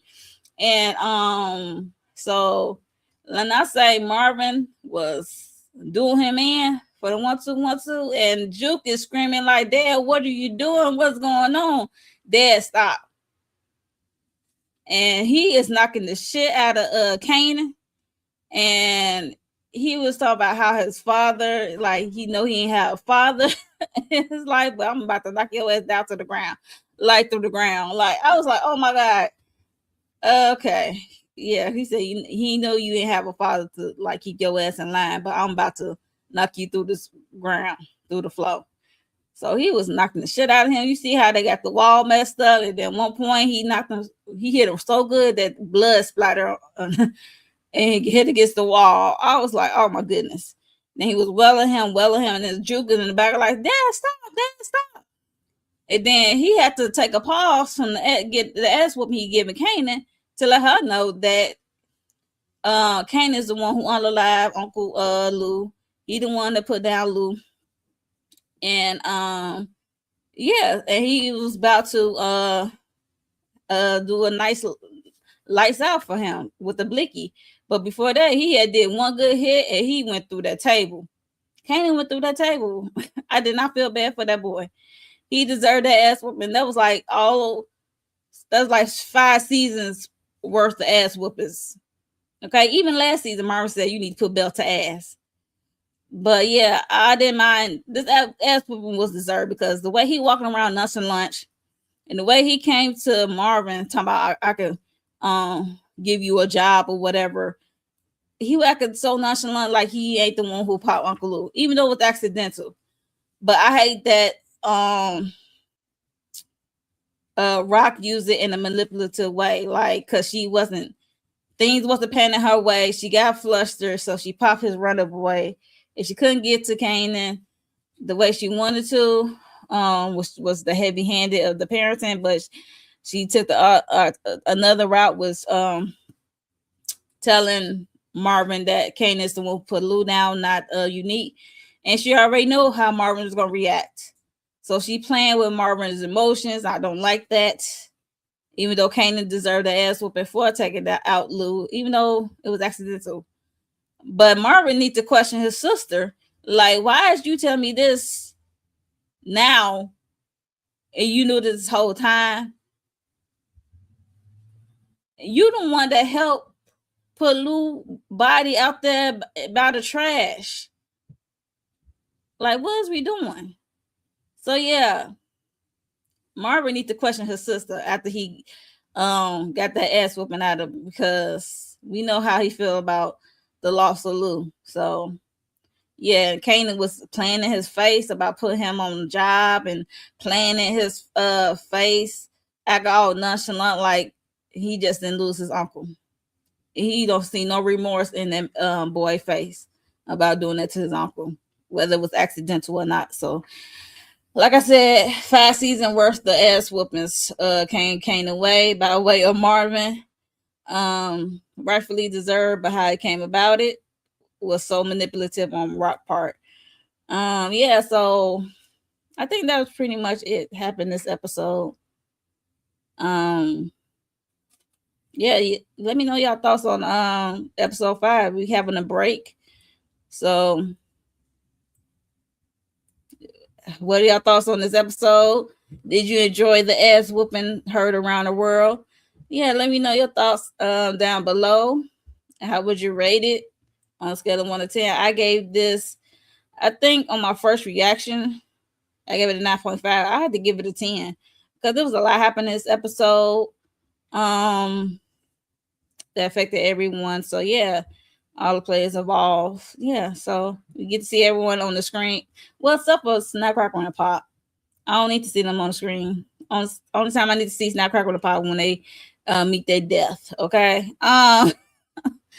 So yeah. So oh yeah, I want to know this side hustle that Breeze is working with his pills, because they beat the pill guy for no reason, because the guy was doing the right thing, because Kanan came up because he used to dealing with Taz. He was like, anybody could come and say they working for Breeze. So he said, I was trying to protect you. They stopped him out, child.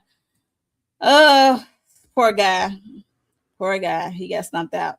But yeah, so this pills operation is the Snapcracker Pop know about this side hustle? I don't know. I guess time will tell. But yeah, so that's it. That's all of me catching up. I've been up here for 3 hours and 18 minutes. So I finally caught up on things I had wanted to talk about. And yeah, that's it. We on a break for Raising Kanan. Like I said, let me know your thoughts below. And how would you rate it? And I'm about to get out of here, you guys. I've been up here for a long time. I greatly appreciate for people who came through and chatted with me. I greatly appreciate it. Yeah, thank you for your participation. And people replay game. Let me know your thoughts below about everything that I covered on this live. Okay, I might have to break up this live, child, into parts, so separated videos for you guys. And I am about to get out of here, you guys. Y'all have a good one. Enjoy your evening, and I will see y'all in the next video. Okay, bye, y'all.